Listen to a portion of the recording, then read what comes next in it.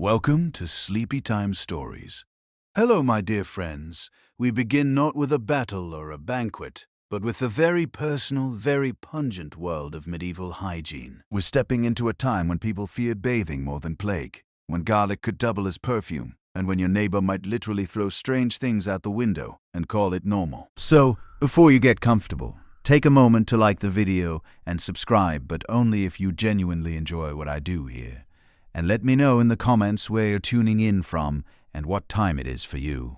It's always fascinating to see who's joining us from around the world. Now, dim the lights, maybe turn on a fan for that soft background hum. And let's ease into tonight's journey. Together, Chapter 2, What Hygiene was like in medieval times. Cleanliness is next to godliness, said absolutely no one in the 14th century. Let's begin with a surprising fact. In the early Middle Ages, bathing was actually considered a good thing. Monasteries had bathhouses. Roman traditions of soaking and scrubbing still lingered in some corners of Europe. But over time, particularly by the late medieval period, the idea of bathing shifted from healthy to hazardous. So what changed? In short, fear, superstition, and a wildly incorrect understanding of how the human body worked. People believed that hot water opened the pores, which they thought allowed illness to seep in. Imagine bathing during a plague outbreak and thinking, I've just turned myself into a sponge for death. That was the mindset. Bathing too often, they feared, could weaken your body and even invite disease. Water in this worldview wasn't cleansing. It was treacherous. It didn't help that bathhouses became morally suspicious. By the 13th and 14th centuries, many public bathhouses, once places of hygiene and even community, became social hubs with a rather scandalous reputation. Some operated like spas, others like brothels. Eventually, church leaders began to associate bathing with sin, which in medieval Europe was an excellent way to get things shut down. So instead of scrubbing down, many medieval folks just stopped bathing altogether. Not because they loved being dirty, but because staying dry was seen as safer, holier, and frankly, more modest. After all, being naked was one thing. Being naked in hot water, that was practically inviting the devil in for a splash. This doesn't mean everyone wandered around like a mud-covered goblin. People still cleaned themselves in bits and pieces, washing hands, faces, and feet with cloths and herbal rinses. But the full-body soak became rare, reserved for the very wealthy, the dangerously brave, or the terminally itchy. So yes, medieval people feared bathing, but not because they were lazy or ignorant. They were trying in their own 14th century way to stay healthy. Unfortunately, without germ theory, indoor plumbing, or a basic grasp of microbiology, the strategy was more paranoia than prevention. Once upon a time, in a town that didn't yet smell like horse manure and regret, the public bathhouse was a hub of hygiene, health, and mildly inappropriate social interaction.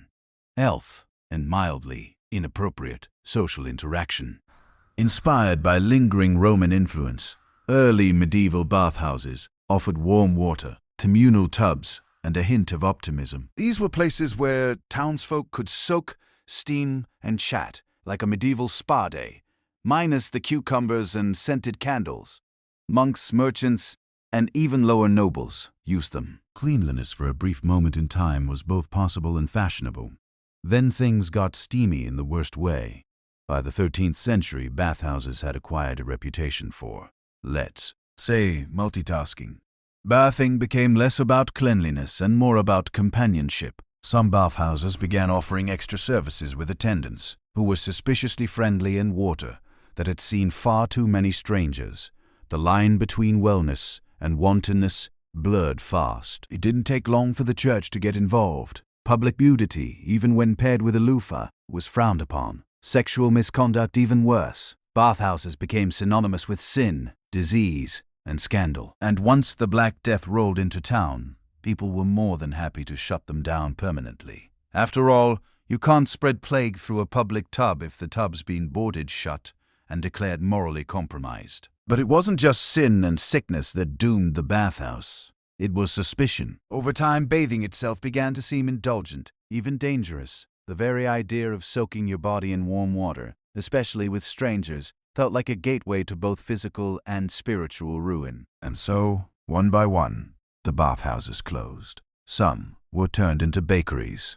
Others were simply abandoned and left to rot. A poetic fate, really, for buildings meant to keep people clean. Meanwhile, in monasteries, monks quietly lamented the loss. Many had maintained hygienic practices for centuries, including scheduled bathing, but now even that was in question. The church wasn't banning hygiene outright, just making it incredibly difficult to achieve. Thus began the golden age of dry cleaning, medieval style. Soap became optional.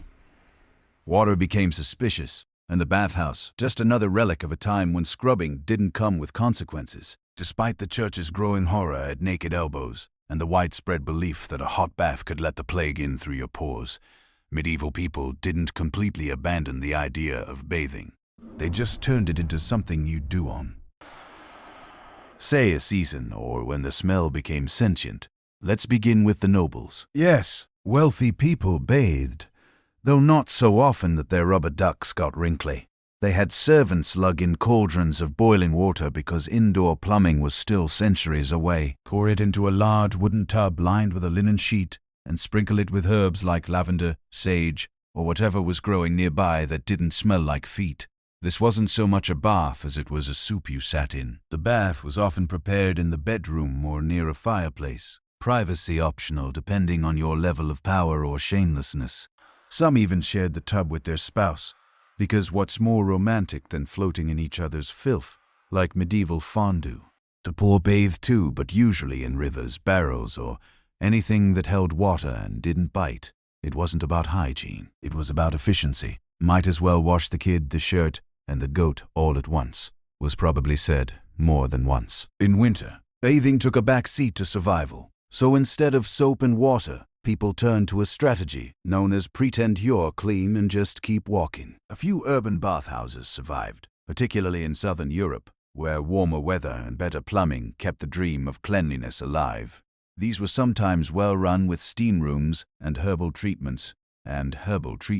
Other times, they doubled as venues for extracurricular activities not approved by the Vatican. Either way, you left refreshed, mildly steamed, and possibly slightly judged. For special occasions like childbirth or plague recovery, people would get proper baths because nothing says welcome to the world or please don't die like being dipped in a barrel of tepid rosemary water. When full-body immersion became suspect, thanks to the belief that hot water invited disease like an open bar, the medieval world turned to the next best thing, the humble sponge bath. Except they didn't really have sponges, at least not the soft, mass-produced kind you can buy at any modern store. Instead, they used linen cloths soaked in warm water, herbs or vinegar, and wiped themselves down like they were trying to buff a stain off a very delicate chair. Hygiene in this context meant dabbing. If you were lucky, someone else did it for you. If you were noble, someone else did it reluctantly. These partial washes focused on hands, face, armpits, and occasionally the feet, the high-traffic areas, so to speak. Under layers of clothing, linen shirts, and shifts helped absorb sweat and grime, meaning that changing your shirt regularly was about as close to modern hygiene as you were going to get. Your tunic may have been crusty, but your undershirt fresh. Of course, nobody was fooling themselves into thinking this was proper cleaning. But if water was limited, or if you believed a proper bath might invite the Black Death, this was the safe bet. And in a world without deodorant, toothpaste, or showers, a cloth soaked in rose water or vinegar was the medieval equivalent of a spa day, minus the spa, and, really, minus the day. For wealthier folks, attendants might heat water, mix in herbs like rosemary or marjoram, and gently wash their master or mistress while pretending not to judge them. Peasants would boil water over a fire, then ladle it out into bowls and do the same, perhaps without the subtle judgment, but definitely with more draft. And if you were a monk, you probably had a better routine than most. Many monastic orders required scheduled washing, even if it was more spiritual than sanitary. Either way, the result was the same. A quick rub-down, a whisper of moisture, and a renewed sense of being just clean enough to not scare the livestock.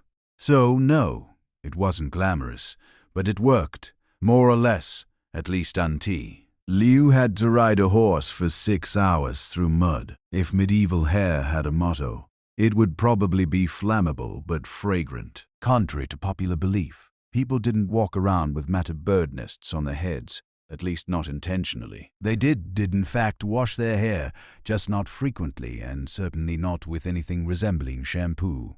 So what did they use? A variety of homebrewed concoctions that sounded like the first draft of a spellbook. One popular choice was lye soap, made from wood ash and animal fat, which was great for cutting through grease and also your scalp if used too often. Pair that with water of dubious quality, and you've got yourself a medieval chemical peel.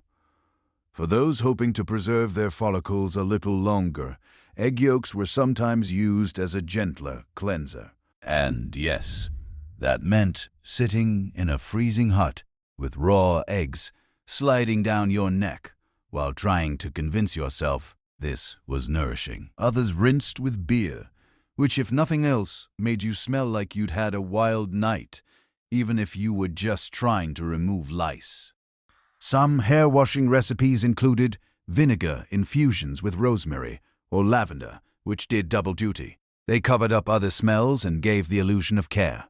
But let's be clear, no one was lathering up and rinsing twice. This was more of a targeted splash and squeeze operation. Water temperature also mattered. Hot water was believed to weaken the brain. Cold water could give you the plague. Lukewarm was the sweet spot, assuming you had fuel to heat it and didn't mind waiting 3 hours for a bucket of bath water that your sibling hadn't already used. Brushing, on the other hand, was routine. Combs made of bone, wood, or horn were common and often elaborately carved. A rare moment of elegance in an otherwise itchy reality, and people took pride in long, well-kept hair.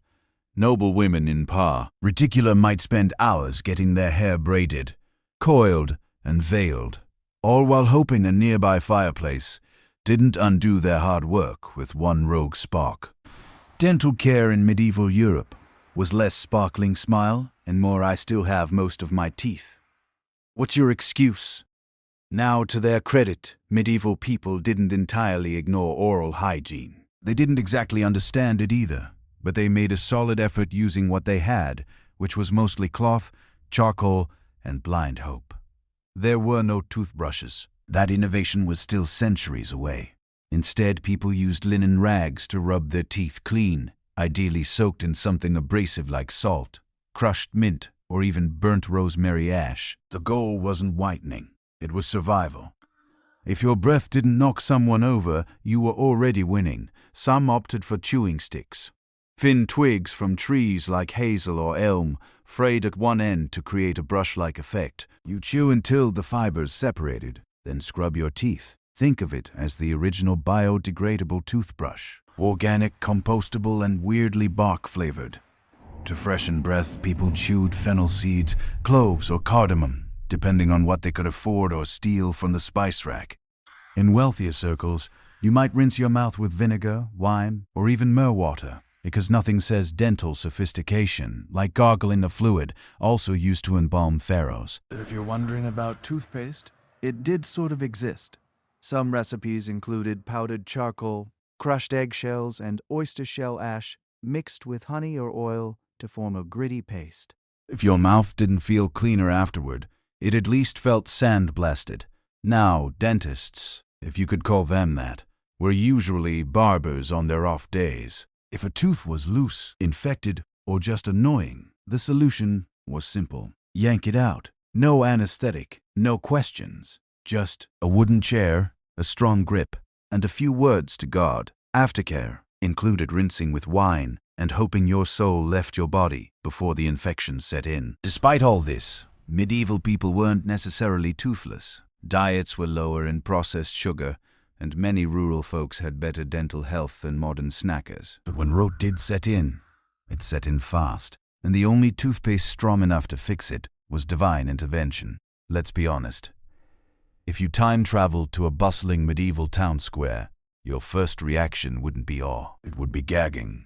Because medieval Europe smelled committed. Committed to being unforgettable. There was no sewage system, no deodorant, and very few functioning bathtubs, which meant the average street smelled like a combination of sweat, animals, rotting food, and optimism. If your nose survived a trip through the fish market and past the tanner's shop, congratulations, you'd already done better than most tourists.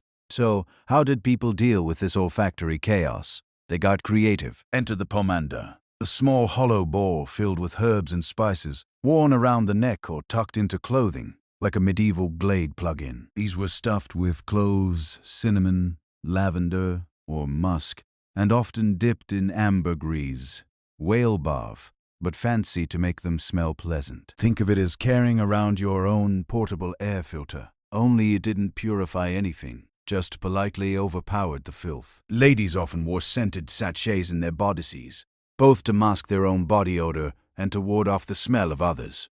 Some even braided herbs like rosemary or marjoram directly into their hair. It was equal parts hygiene, fashion, and spiritual pest control.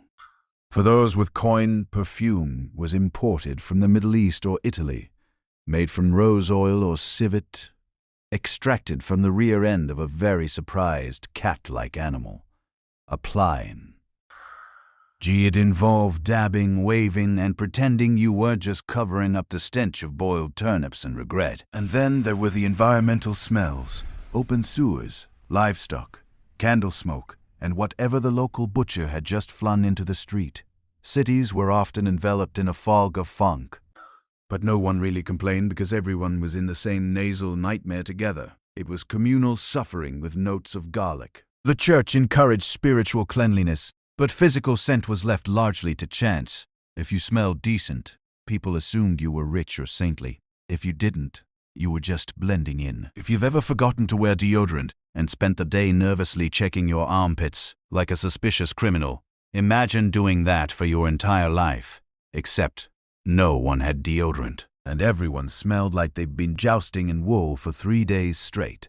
Welcome to the Middle Ages, where body odor wasn't just a possibility. It was an identity. There were no roll-ons, no sprays, and certainly no clinical-strength aluminum-based antiperspirants. People simply sweated and then made peace with it. Sort of. To mask or manage the musk, people employed various tricks. One common method was alum powder, a naturally occurring mineral salt that has mild antibacterial and astringent properties. It didn't stop sweat, but it could cut down on the stench, assuming you remembered to apply it and didn't mind grinding rocks into your pits.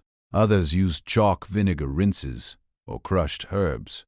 Sage, mint, and rosemary were popular, not because they were effective, but because they smelled like something better than you.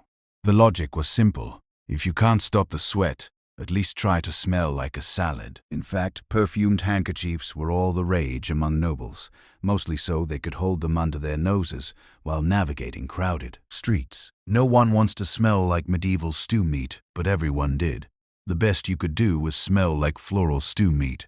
Medieval medicine also played its part. Unfortunately, physicians believed sweating was a healthy way to purge bad humors, so blocking it was seen as suspicious, possibly even dangerous. You were expected to sweat, stink, and let the body cleanse itself. You weren't unclean. You were just medically fragrant. Then there was the fashion problem. Layers upon layers of wool, linen, and fur trapped heat and moisture like a mobile greenhouse. Combine that with open fires, feasting, and the occasional plague, and you had yourself a sensory experience worthy of a full-blown evacuation. But hey, you weren't alone. Everyone around you smelled, even the king, even the priests, even the woman selling you radishes who hasn't bathed since Epiphany. In short, deodorant wasn't real, but shared suffering absolutely was. In a world without shower soaps that didn't maim, or deodorant that didn't involve herbs stuffed into your armpit, medieval people turned to an unlikely hero in their hygiene routine: linen. Not to eat off of, but to wear, preferably close to the body and changed before it grew legs. Linen undergarments were the unsung saviors of the Middle Ages. Breathable, absorbent, and surprisingly durable, they were worn beneath the heavier, more unwashable layers of wool and fur. Linen shirts, smocks, and shifts soaked up the sweat, grime, and everything else the body enthusiastically produced in a world that celebrated moisture but misunderstood soap. The logic was elegant. Wash the linen, not the person, because scrubbing your own body was risky. See the plague. But scrubbing your shirt, perfectly safe. Perfectly safe. People might go weeks without bathing, but they would change their underlayer, sometimes even twice a week, which by medieval standards was practical. Line saintly. Linen was so respected that it became a status signal. If your shirt was white and relatively clean, people assumed you had your life together. If it was gray, crusty, and sprouting mold, well, you were either poor, possessed, or recently resurrected. For women, the linen shift was essential. It protected outer garments from sweat, and perhaps more importantly, from the smell of sweat. It was the medieval version of Febreze, only less chemical and far more judgmental if not maintained. Knights wore linen under their armor to avoid turning into baked ham during tournaments. Monks wore it under their habits. Even peasants wore linen tunics, though usually patched, threadbare, and held together by sheer willpower. Of course, washing linen wasn't fun. It involved boiling water, beating the fabric on rocks, and hoping the river didn't sweep it away. But it was still easier than bathing yourself or dealing with the spiritual consequences of baring your chest to a tub of warm water. If there was one thing truly consistent in the medieval hygiene routine, it was itching. Not because people were allergic to linen or hay, though let's be honest, probably that too, but because they were constantly playing host to an entire traveling circus of lice, fleas, and mites. Lice were such an everyday nuisance that they were basically treated like unwanted roommates. You didn't get lice, you just had lice. Everyone did, rich, poor, pious, drunk. Lice didn't discriminate. They were the true equalizers of medieval society. So what did people do? Well, for starters, they combed. Lice combs, often made of bone or wood, were common personal items, like a toothbrush is today, except instead of polishing teeth, you were raking bugs off your scalp like some kind of tiny screaming orchard. These combs had fine, closely packed teeth, designed to pull out the critters, their eggs, and most of your patience. Another method: boiling clothes or baking them near the fire. The heat could kill the lice, assuming you didn't burn your only tunic in the process. This is also why you might see medieval illustrations of people holding up their shirts near a flame. It wasn't laundry day, it was pest execution. And then there was the classic technique of shaving one's head, particularly among monks or those who could get away with a bald look. Removing all hair was an effective, if dramatic, solution. Sometimes a wig was worn on top, which ironically could become its own lice hotel if not cleaned properly. Still, the logic was clear. No hair, no home for the vermin. Fleas were another problem, especially for those sleeping in straw mattresses or surrounded by animals. There weren't flea collars or bug sprays, only smoke fumigation and herbal sachets tossed between the sheets. Some believed certain smells repelled the pests. Others probably just hoped the fleas moved on to someone smellier. But the real solution was endurance. Everyone itched. Everyone scratched. It was part of life, like taxes, death, or stepping in something unspeakable near the market stalls. Ah, the medieval toilet, a term that feels wildly optimistic. Because in truth, going to the bathroom in the Middle Ages was less about comfort and more about creative improvisation and lowered expectations. Let's start with the elite. Castles had garderobes, which were basically closets with a hole and a stone bench that dropped straight down, sometimes into a moat, sometimes into a pit, and occasionally into an unfortunate patch of earth someone forgot to fence off. These were often located high up in towers for privacy and the added thrill of gravity.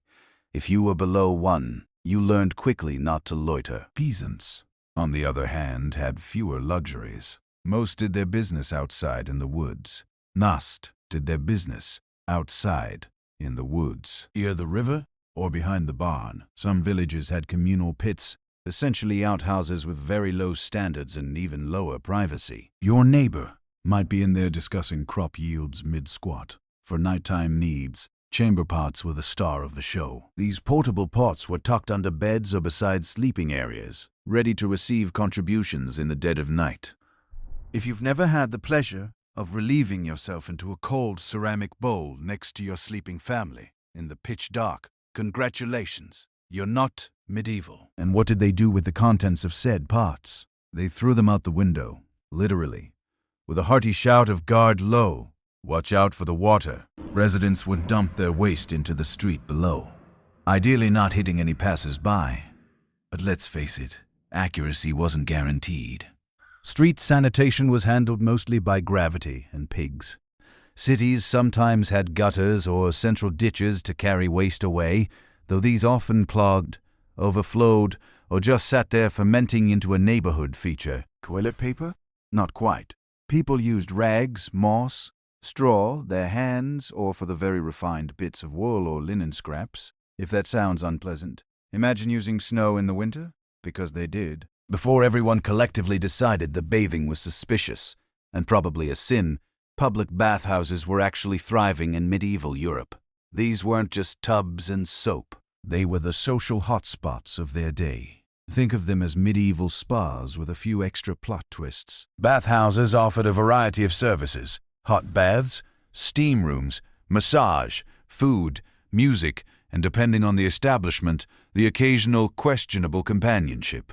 At their best, they were communal wellness centers. At their worst, they were bare-skinned dens of gossip, gluttony, and light scandal, and sometimes all three before noon. They were called stews, not because you sat in one too long, although you might, but because of the steamy water.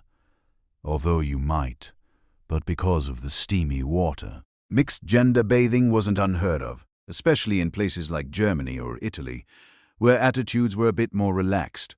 It wasn't always risque.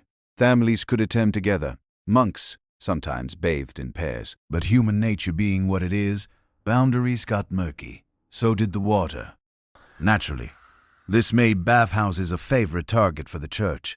Clerics warned that bathing in mixed company led to sin, which, to be fair, it often did. Some bathhouses subtly became brothels with plumbing. The waters got hot, and not just from the fire beneath the tub. Then came the plagues, and everything changed. When diseases like the Black Death struck, bathhouses were blamed. Doctors believed open pores invited disease, and since warm baths opened pores, well, the math added up in a we don't know about germs sort of way. Bathhouses shut down, reputations tanked, and suddenly the public bath was out permanently. Some regions held on to the tradition a bit longer. Southern Europe, the Middle East, and certain port cities kept their stews boiling for decades, but in Northern and Central Europe, bathhouses began to vanish faster than your dignity after slipping into a communal tub. What remained was a mix of nostalgia and paranoia. Bathhouses had been warm, lively places, but they'd also become symbols of sin, disease, and damp decision-making. By the 1500s, the average person wasn't soaking with strangers anymore. They were dabbing at their armpits with vinegar and praying for the invention of soap that didn't smell like goat. Soap in the Middle Ages was a lot like medicine at the time. Harsh, experimental, and likely to make you question your life choices. It technically worked, but using it felt more like punishment than self-care. The most common recipe, a hearty blend of animal fat and lye, or if you want to sound fancy, rendered tallow and wood ash. When combined, these ingredients created a substance that could strip dirt, oil, and possibly your soul from any surface. Early soap didn't come in pleasant pastel bars with ocean breeze scents. It came in coarse, waxy lumps that looked like something you'd avoid stepping in. To make it, you needed patience and a strong stomach. Boil down sheep or pig fat, stir in alkaline ash water, and wait while it hardened into blocks. If you added herbs like lavender, rosemary, or mint, you could convince yourself it was artisanal, but mostly, it just smelled like damp campfire and disappointment.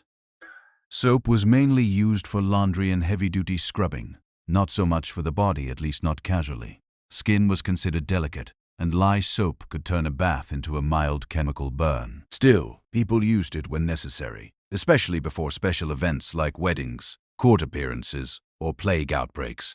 More refined soaps came from the Islamic world and Southern Europe, particularly Castile soap from Spain, made with olive oil instead of animal fat and far gentler on the skin. These soaps were coveted luxury goods, traded across the Mediterranean, and reserved for people who didn't already smell like goat on a daily basis. But for most folks, soap was a utility, not a pleasure. You used it to wash your linens, your dishes, maybe your hands, and only if they were really offensive. It wasn't part of a daily hygiene ritual. It was a monthly event, like taxes or a full moon. Some people went their whole lives with minimal soap exposure and considered themselves just fine, especially when surrounded by others doing exactly the same. Communal odor has a way of setting the bar low. In medieval Europe, doing the laundry wasn't just a chore. It was a full-body workout, a community event, and a flirtation with frostbite. Forget laundromats or washing machines. If you wanted clean clothes, you had to be willing to boil, beat, and beg the weather to cooperate. Most laundry was done in rivers, which sounds picturesque until you remember that these rivers also served as sewers, livestock baths, and the occasional body disposal site. But hey, running water is running water. First, you soak your linens in lye or urine, yes, actual human urine collected in pots, and stored until it reached peak potency, known as chamber lye. It was valued for its ammonia content, which helped lift stains and whiten fabric. The smell, less helpful. But in a time when perfume was optional and hygiene was interpretive, it did the trick. After soaking, clothes were dragged to the river, scrubbed against wooden boards or large flat stones, and then pounded with paddles, a method known as fulling. It was less gentle wash and more clothes interrogation. This process could take hours and often involved the collective effort of washerwomen, who were both feared and admired for their arm strength. Then came the rinsing, the wringing, and the drying, which if it rained meant waiting another day and hoping your shirt didn't develop new sentience. Clothes were often spread across bushes, hedges, or stretched on lines between trees and peasant huts. Medieval villages had the charming aesthetic of a never-ending yard sale. Of course, not everyone did their own laundry. Wealthy households had servants, monasteries had lay brothers, and some towns even had professional washers. But for most people, it was DIY or nothing. Interestingly, clean clothes were more important than clean bodies. You might not have bathed in a month, but if your linen shift was bright and fresh-smelling, relatively speaking, you were considered presentable. In some cases, laundry was your hygiene. After 14 chapter, rise of scratching, scrubbing, sniffing, and surviving, the question must finally be asked. Did medieval hygiene actually work? Or was everyone just one unwashed tunic away from spontaneous combustion? The short answer, it worked well enough. Not by modern standards, of course. If you were to time travel back to 1347, your nostrils would probably file for divorce. But in their own context, medieval folks weren't completely oblivious to cleanliness. They simply operated on a different scale of what counted as clean. They had systems, even if those systems involved vinegar foot soaks in chamber pots hurled out windows. They had tools, lice combs, linen layers vinegar, herbs, ash-based soap. They had rituals too, whether it was sponge bathing before Sunday Mass or boiling one's underwear on a full moon. Hygiene existed. It was just deeply interwoven with fear, faith, and the weather. In many ways, medieval people were doing the best they could with what they had, while also constantly trying not to anger God, the local baron, or their own armpits. The idea of regular full-body bathing was risky, time-consuming, and, thanks to church doctrine and plague fears, seen as medically unwise. So they got inventive. And surprisingly, some practices aged well. Linen undergarments were hygienically smart. Herb-infused water and vinegar, rinses, pretty solid antibacterial logic. Even communal bathhouses were effective until they turned into hot tubs of gossip and syphilis. But yes, people smelled, they scratched, they shared baths, lice, and deeply misinformed medical advice. Yet many lived to see old age, or at least a second harvest, despite the hygiene horrors. So while their standards were, let's say, fluid, they weren't without effort. Hygiene was more the social signal than a science.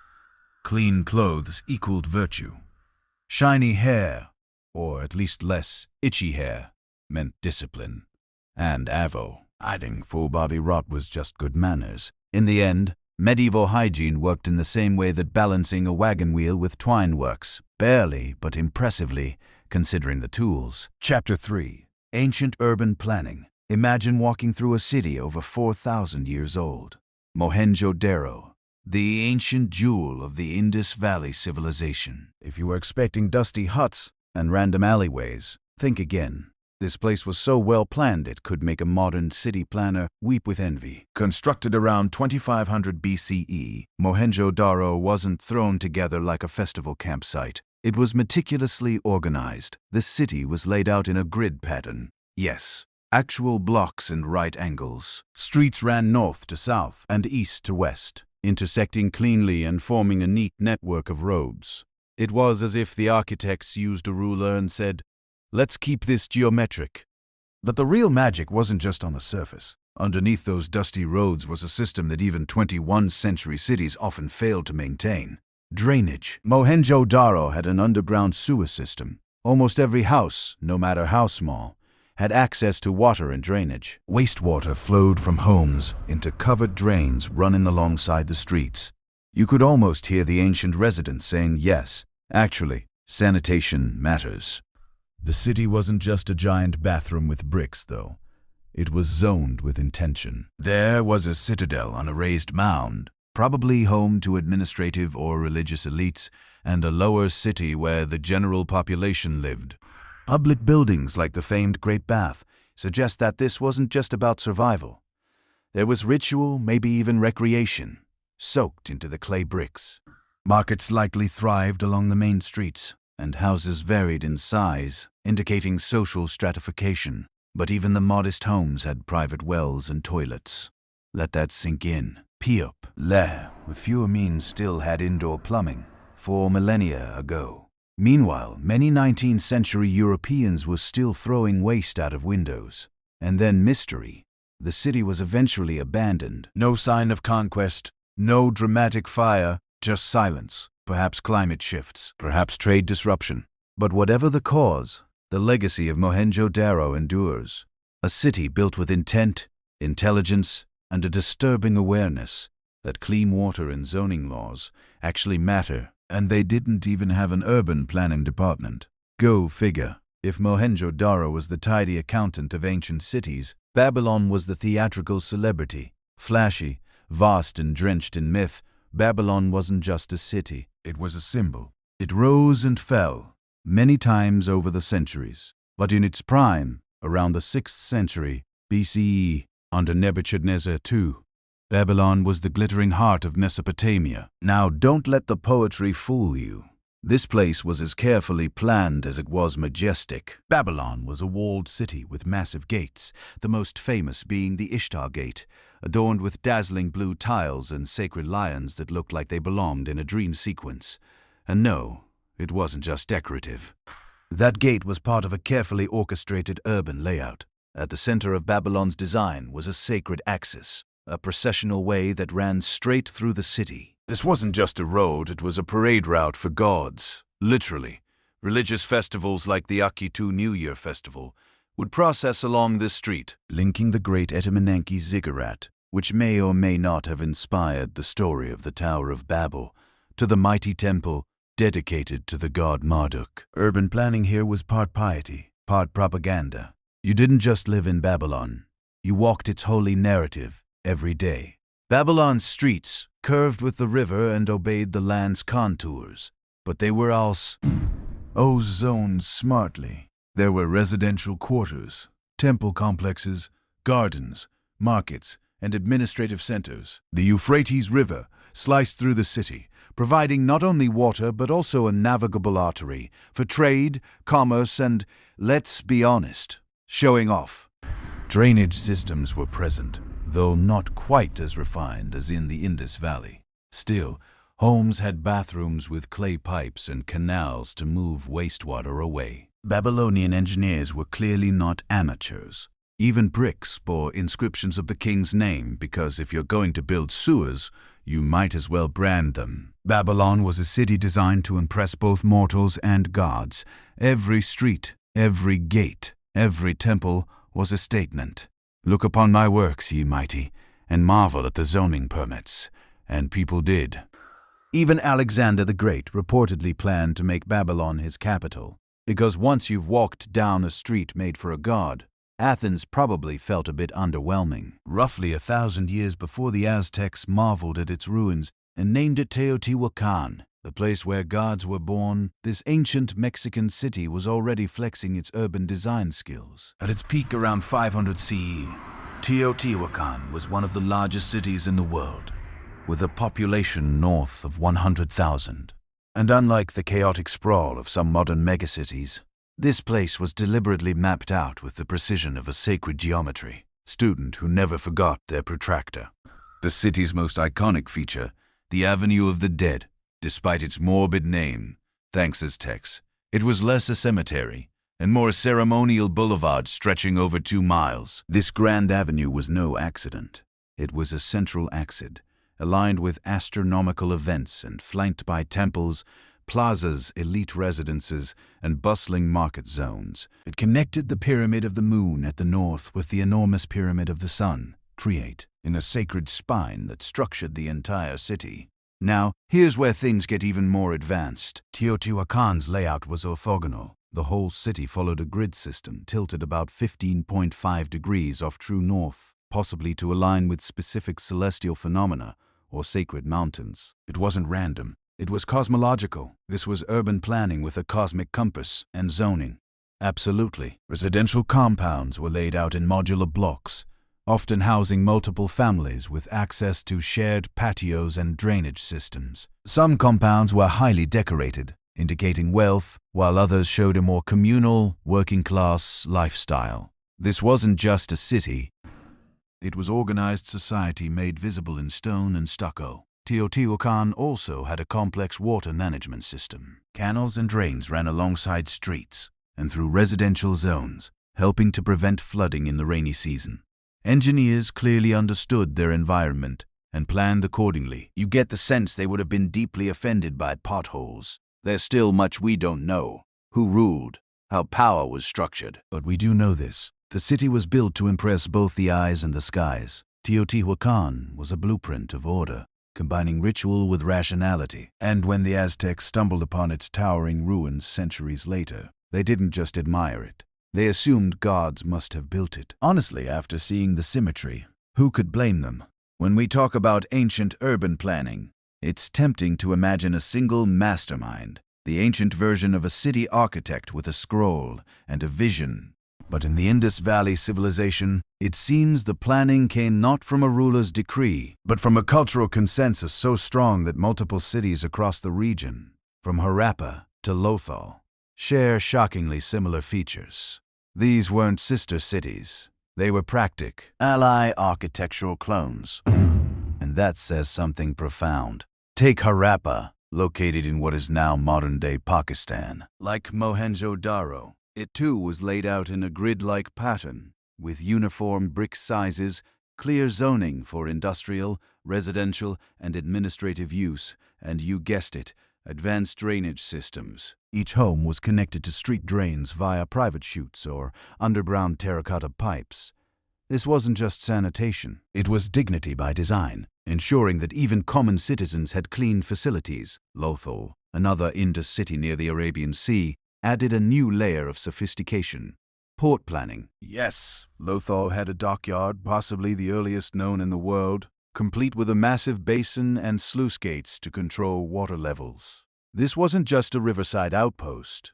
It was a shipping hub with infrastructure that anticipated tides and flow patterns. And you thought Venice was clever. What makes it even more remarkable is that there's no evidence of kings, palaces, or military fortresses, no statues of ruling elites, no epic inscriptions boasting about victories. Instead, the cities seem to have been run by efficient bureaucracies or councils focused on hygiene, trade, and ritual. Their power came from engineering, not empire. Artifacts like standardized weights and measures suggest a deeply regulated economy with designated market areas and craft zones.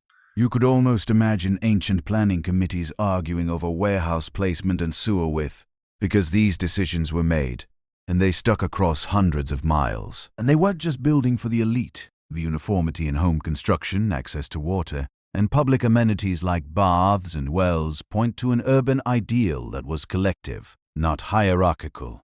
The real architects of the Indus cities weren't just building towns. They were shaping a society where order was mattered in every brick, and where planning wasn't a privilege. It was a principle. When we think of zoning today, we picture bureaucrats arguing over parking permits and whether someone's Airbnb violates residential codes. But zoning dividing a city into designated areas for living, working, worshipping, and dumping your garbage isn't modern. It's ancient and surprisingly widespread. Cities like Mohenjo-Daro, Babylon, and Teotihuacan weren't just random clusters of buildings. They were carefully orchestrated spaces, each with a logic behind the layout. Let's start with Mohenjo-Daro again. There, the Ray Citadel housed public baths, granaries, and possibly administrative buildings. Below it lay the residential quarters with broad avenues separating them. Workshops and quays were kept at the edges, probably because nobody wanted their home filled with smoke and clanging pottery wheels. It's zoning by common sense. But the impressive part is that this model repeated across Indus cities. Now jump over to Babylon. Babylonian zoning was driven not just by utility, but also by ritual and propaganda.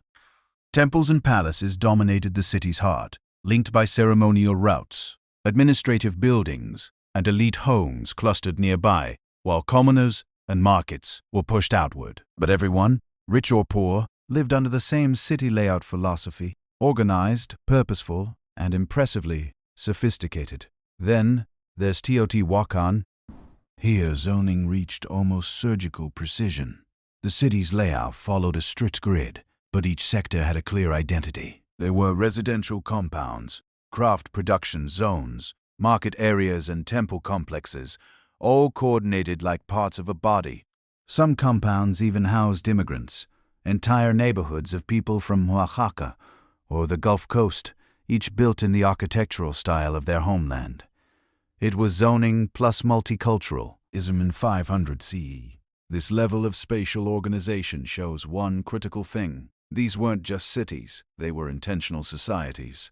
Urban space reflected values, be they spiritual, political, or economic. Where you lived, where you worked, where you worshipped, these were all pre-mapped by people who understood not only how humans move, but how they relate. And no, they didn't need modern GIS software, just observation, engineering, and maybe a divine mandate or two. Because when a society can enforce zoning laws without Twitter outrage or lawsuits, you know their urban planning game was ahead of its time. We love to imagine the ancient world as gloriously filthy, muddy streets, chamber pots, and the unmistakable perfume of unwashed crowds.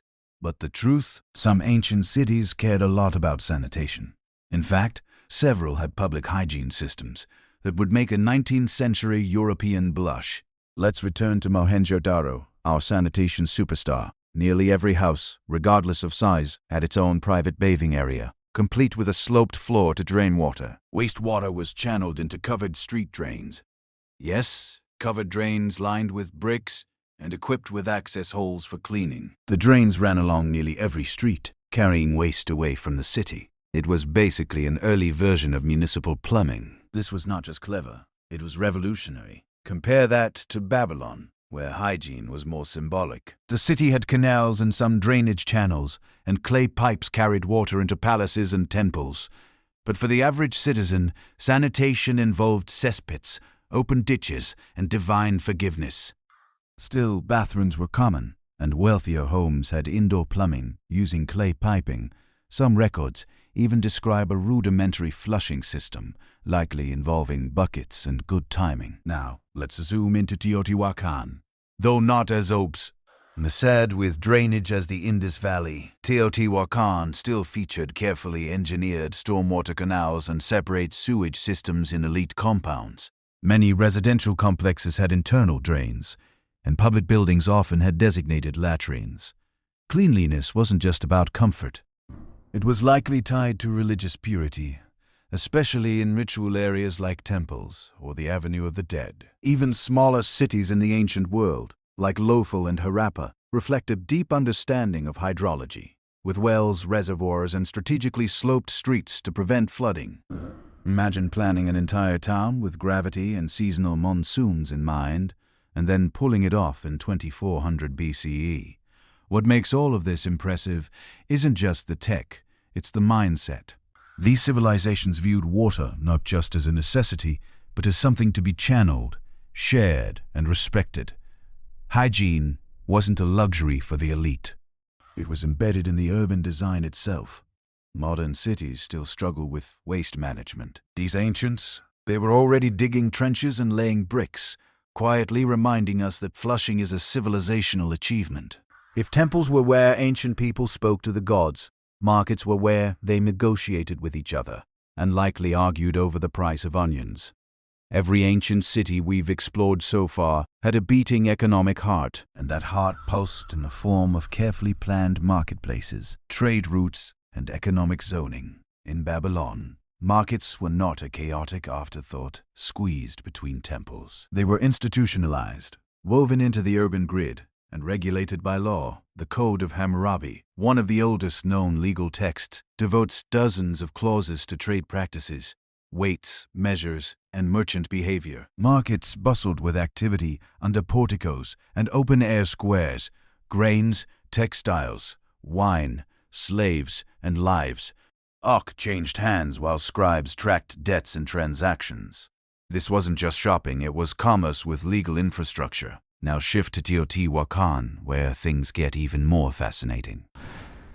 The city hosted enormous market plazas, especially near the Ciudad del Aire complex, where thousands gathered to trade obsidian tools, cacao, feathers, ceramics, and salt. Unlike the highly centralized temple economies of some cultures, Teotihuacan's market system appeared decentralized and community-driven, with different neighborhoods specializing in specific crafts. Think of it as an ancient version of local Etsy shops, except your supplier lived in the next compound. Meanwhile, in Mohenjo-Daro and other Indus zones, markets were integrated into the city's layout, with wide avenues and adjacent warehouses. Archaeologists have uncovered standardized weights and scales, suggesting a robust system of regulation.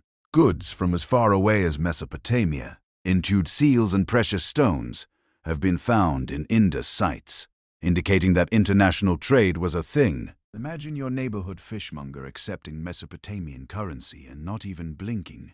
But it wasn't just about money. Markets were social hubs. In Babylon, they were places to catch gossip, settle disputes, and see who was wearing the latest Assyrian tunic.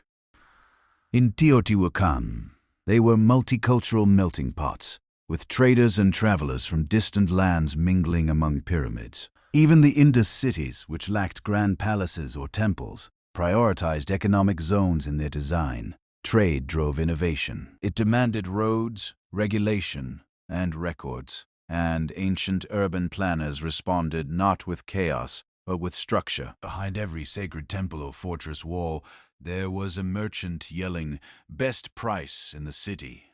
In the ancient world, urban planning wasn't just about sewage systems and shopping district. It was about the gods. Temples weren't hidden in quiet corners. They dominated skylines, sat atop the city's highest points, and demanded prime real estate. If markets were the city's heartbeat, temples were its soul. And ancient planners made sure everyone knew it. Start with Babylon. The skyline was pierced by the Etamine Yankee ziggurat, a multi-tiered mountain of baked brick dedicated to the god Marduk. It was no modest shrine. It was an architectural flex, measuring around 91 meters high. If ancient sources are to be believed, it was meant to bridge heaven and earth. And this wasn't just spiritual. It was centralized urban messaging. Roads led to the temple. Ceremonies revolved around it, and the entire city bowed architecturally and ritually to its divine core. Teotihuacan, too, placed its spiritual heart front and center. The Pyramid of the Sun and the Pyramid of the Moon were just ceremonial structures. They were urban anchors. The Avenue of the Dead connected these temples like a celestial path, aligning with astronomical events and possibly even solstices. Everything from residential compounds to market spaces seemed to radiate out from these temples. They weren't background props. They were cosmic coordinates, guiding both foot traffic and philosophy. And then there's Mohenjo-Daro, which didn't have towering ziggurats or pyramids, but instead gave us the Great Bath, a large public water tank likely used for ritual purification. This wasn't just a swimming hole. It was engineered with watertight bricks, a sophisticated drain system, and possibly linked to spiritual practices of cleanliness and rebirth. No idol-lined sanctuaries here, just water, geometry, and silence. In all these cities, sacred spaces were deliberately placed and functionally integrated. The temples weren't isolated. They were connected to processional roads, public courtyards, and administrative centers. Worship wasn't separate from life. It was life. Urban planning reflected this unity. These were not secular societies with temples. They were sacred landscapes disguised as cities. Every brick laid, every street carved, every plaza placed was part of a larger spiritual choreography. Because in the ancient world, to build a city was to make an offering, and the gods always got the best seat in the house. It's tempting to think of modern cities as products of innovation, blueprints, and civil engineering degrees. But dig a little deeper, literally, and you'll find that the bones of urban life were laid thousands of years ago by planners without concrete, bulldozers, or CAD software. The DNA of city planning, grids, zoning, sanitation, civic centers, religious spaces, was already etched into the earth by people we often underestimate. Take drainage. Mohenjo-Daro didn't just throw down a few ditches. They designed an integrated multi-level wastewater system that ran through homes and beneath streets. The concept of universal access to sanitation, still elusive in parts of the modern world, was a standard in this Bronze Age metropolis. Babylon laid the groundwork for regulated commerce, civic infrastructure, and the symbolic use of space to reinforce power and religion. Teotihuacan gave us the template of the cosmic city, one where every road, plaza, and temple pointed to something bigger than the human eye could see. Its builders connected astronomy to architecture, embedding celestial rhythms into everyday movement. These weren't just settlements. They were philosophical blueprints. And then there's the psychological blueprints. And then there's the psychological aspect. Ancient cities influenced behavior. Wide avenues allowed for processions and parades. Enclosed courtyards created communal spaces. Zoning wasn't just practical. It shaped how people interacted, how neighborhoods formed, and how authority was formed, and how authority was visualized. These choices told people where to gather, what was sacred, and how to live in harmony, or at least try. Modern urban planning owes much to this ancient foresight. Grids in Manhattan, sanitation in Amsterdam, temples turned into cathedrals, turned into town halls. Even the idea of a civic center comes from these ancestral cityscapes. We still measure property. We still design cities around access, trade, spirituality, and spectacle. What's changed is the technology, not the principle. And while we pave highways and erect skyscrapers, the core remains. Cities are stories we write in stone, brick and steel. And the first chapters of that story, they were carved with copper tools, planned with star charts, and sustained by people who believed that good living required good planning. So the next time you walk down a city street, remember you're not just moving through space, you're walking through 4,000 years of ideas, quietly whispering beneath your feet. Chapter 4. The Life of Hadrian.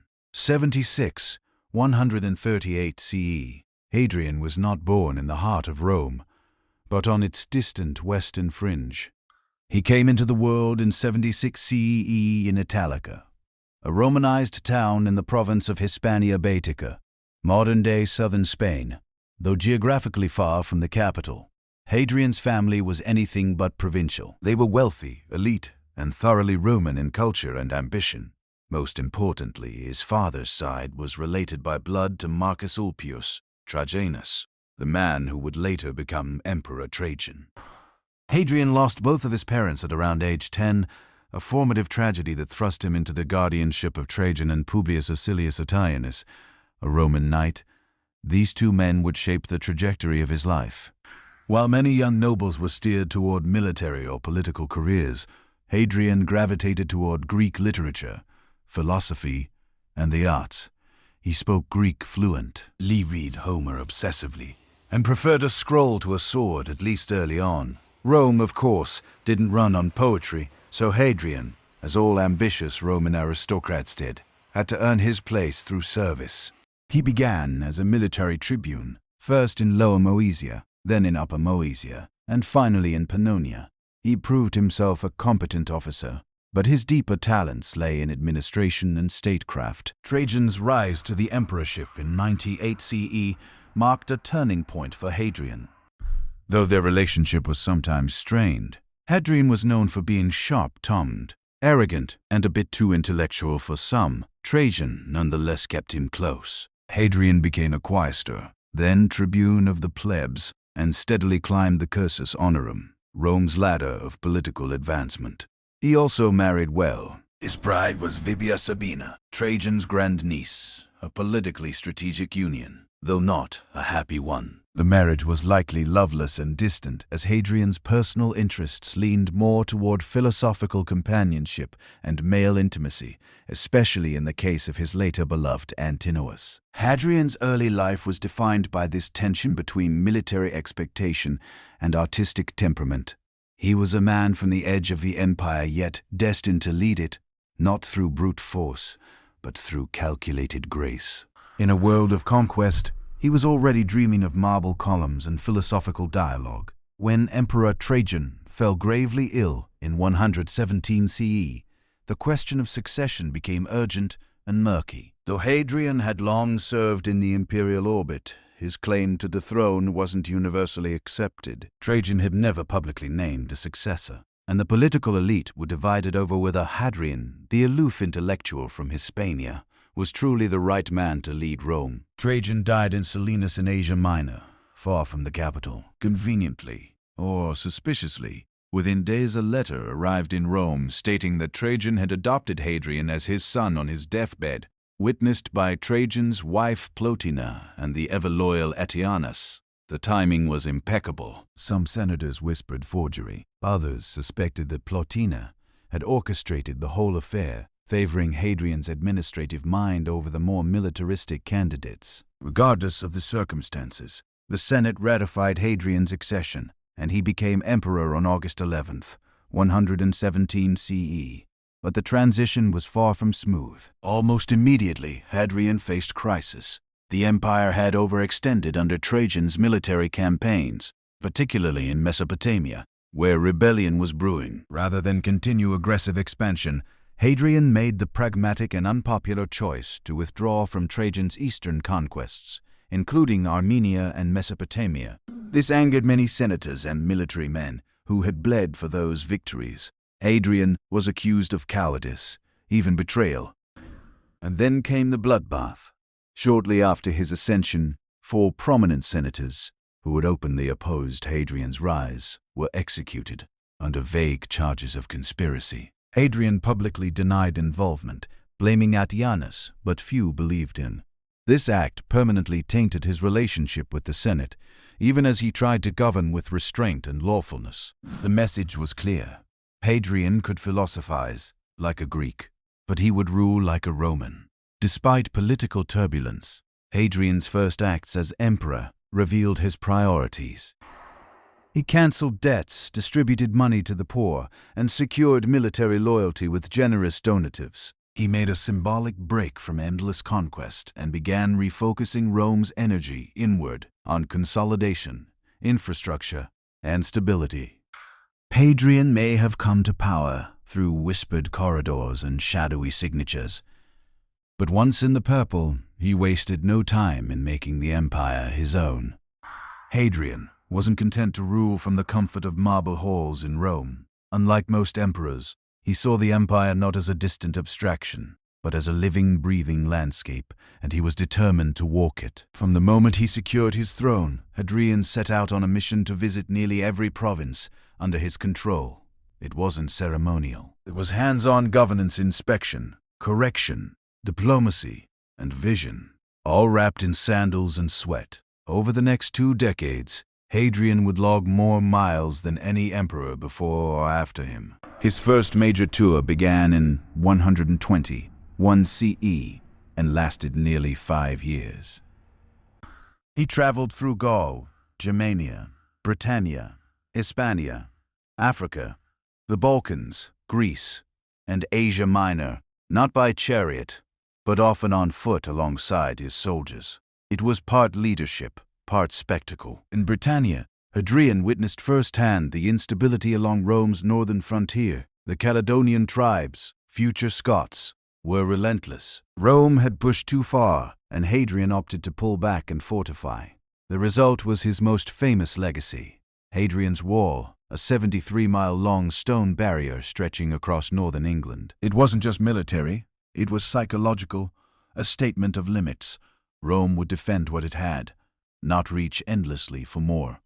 In Africa, he inspected fortresses and addressed infrastructure. In Asia Minor, he funded public works and temples. In Egypt, he was treated like a living god and nearly drowned on the Nile. Everywhere he went, he tied the empire together through appearances, policy, and architectural patronage, but his favorite stop was always Greece. Hadrian adored Hellenic culture, its language, philosophy, and aesthetics. He participated in the Eleusinian mysteries, patronized philosophers, and even earned the nickname Graeculus in his youth. He wasn't insulted. He leaned into it. In Athens, he financed the completion of the Temple of Olympian Zeus, began construction of the Library of Hadrian, and sought to revive the Pan-Hellenic League, uniting Greek cities under cultural pride. His travels weren't vacations, they were statecraft. By physically appearing in every corner of the empire, Hadrian reminded the provinces they were not forgotten. He wasn't just the emperor in Rome, he was the emperor on their roads, in their markets, inspecting their temples, and sharing their dust.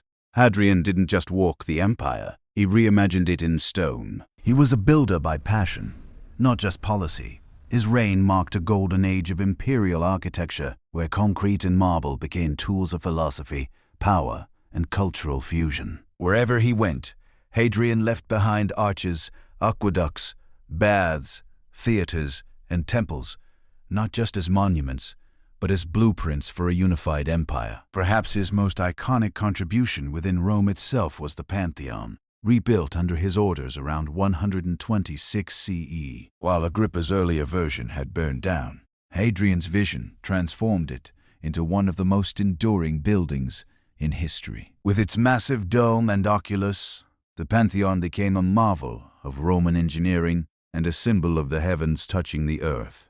It was religious, geometric, cosmic, and deeply Hadrianic. Then there was his villa at Tivoli, a sprawling complex east of Rome that became both retreat and laboratory. Unlike typical imperial villas, Hadrian's estate was a curated architectural portfolio. It replicated famous landmarks from across the empire, Egyptian colonnades, Greek stoas, and even a miniature canal modeled on the Nile. This wasn't a villa. It was a philosopher king's dreamscape, a statement that Rome encompassed all worlds. Across the provinces, he launched massive infrastructure campaigns. In Athens, he completed the Temple of Olympian Zeus, a project abandoned for centuries. In North Africa, he funded roads, aqueducts, and granaries. In Asia Minor and the Levant, he rebuilt cities ravaged by earthquakes. In Jerusalem, he controversially refounded the city as Aelia Capitolina, sparking outrage among the Jewish population, an act that would have consequences later. Hadrian's architectural style was as eclectic as his travels. He loved arches, symmetry, and domes, but he also incorporated Greek aesthetics, Egyptian motifs, and local materials. He didn't force Roman identity on the provinces. He wove their traditions into the imperial fabric. Architecture for Hadrian wasn't just about utility or beauty. It was a philosophy in stone, a silent way of saying, Rome is not just a place, it is an idea, and this is what it looks like. Through bricks and mortar, Hadrian didn't just preserve the empire, he defined its soul. Among the many people who walked beside Hadrian during his travels, none would leave a deeper emotional imprint than Antinous, a beautiful young man from Bithynia. In Asia, a beautiful young man from Bithynia, in Asia Minor. Their relationship, tender, controversial, and ultimately tragic, would shape the emperor's personal mythology and produce one of the most unusual cults in Roman history. Antinous first appears in Hadrian's life around 124 CE, likely as a teenage companion, described in ancient sources as stunningly handsome. Quiet and obedient, Antinous became Hadrian's favorite, accompanying him on journeys throughout the empire, especially in Greece and Egypt. Their relationship, while ever officially defined, was widely understood to be romantic. In a society where emperors often wielded absolute power over courtly relationships, Hadrian's bond with Antinous stood out for its intensity and visibility. But in 130 CE, tragedy struck. While sailing along the Nile, Antinous drowned under mysterious circumstances. The details are vague. Some say it was an accident. Others whisper of ritual sacrifice. Still others suggest suicide. Whatever the truth, Hadrian was devastated. He openly mourned his companion in ways no Roman emperor ever had before. His grief was public, passionate, and enduring. What followed was one of the most extraordinary acts of imperial memorial in history. Hadrian deified Antinous. He founded a city near the site of his death, Antinopolis, and established cults in his honor throughout the empire. Statues of the young man were commissioned by the hundreds. His image, always idealized and serene, became a new icon of beauty and divine youth. Temples, coins, festivals, and even oracles were devoted to Antinous. In many ways, he became a kind of pagan saint, a god of grief, rebirth, and male beauty. No imperial lover had ever been honored like this. And for Hadrian, it wasn't political theater. It was personal mythology, written in stone and marble across continents. The cult of Antinous persisted long after Hadrian's death. His statues outlived empires.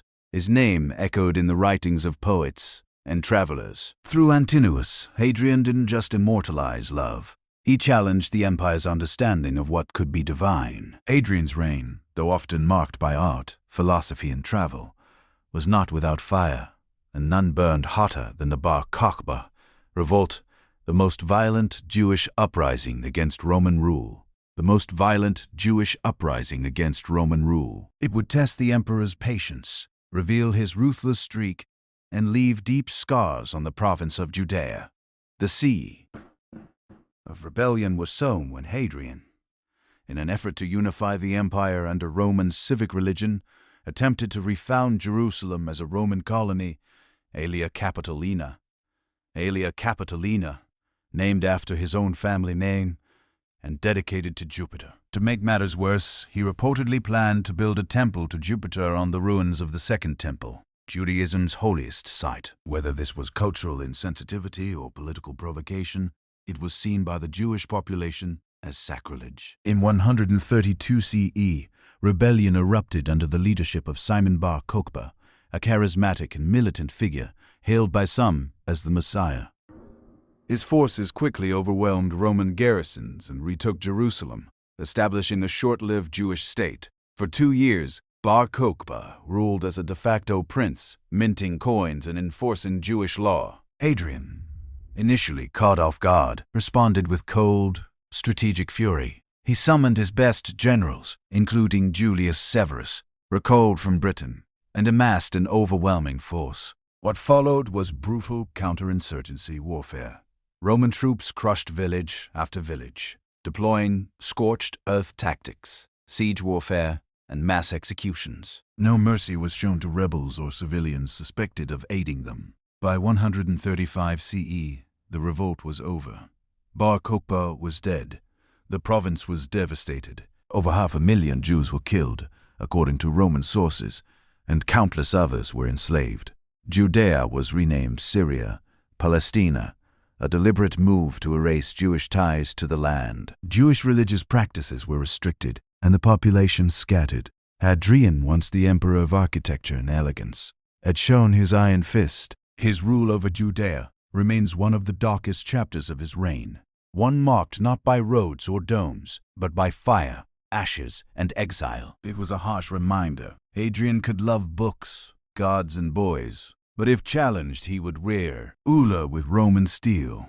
After years of restless travel, monumental construction, and both diplomacy and brutality, Hadrian began to slow down. The final phase of his life was marked by illness, melancholy, and the deepening sense that even emperors cannot master mortality. The man who had walked the empire in sandals now rarely left his villa, and the philosopher king grew increasingly reclusive and morbid. By 133 CE, Hadrian was suffering from a chronic illness, likely a form of heart disease, or kidney failure based on ancient descriptions of his bloating, weakness, and difficulty breathing. He grew irritable, depressed, and obsessed with his own death. He began composing poetry about mortality, often bleak and introspective. One of his most famous verses is a whispered farewell to his soul, animula, vagula, blandula, a reflection on the fragility of life and the limits of power. But as his body failed, he still had one final imperial duty, naming a successor. Hadrian had no biological children, and his political instincts were clouded by personal affection. In 136 CE, he adopted Lucius Ceionius Commodus, known as Lucius Aelius Caesar, a relatively obscure senator with a reputation for charm but poor health.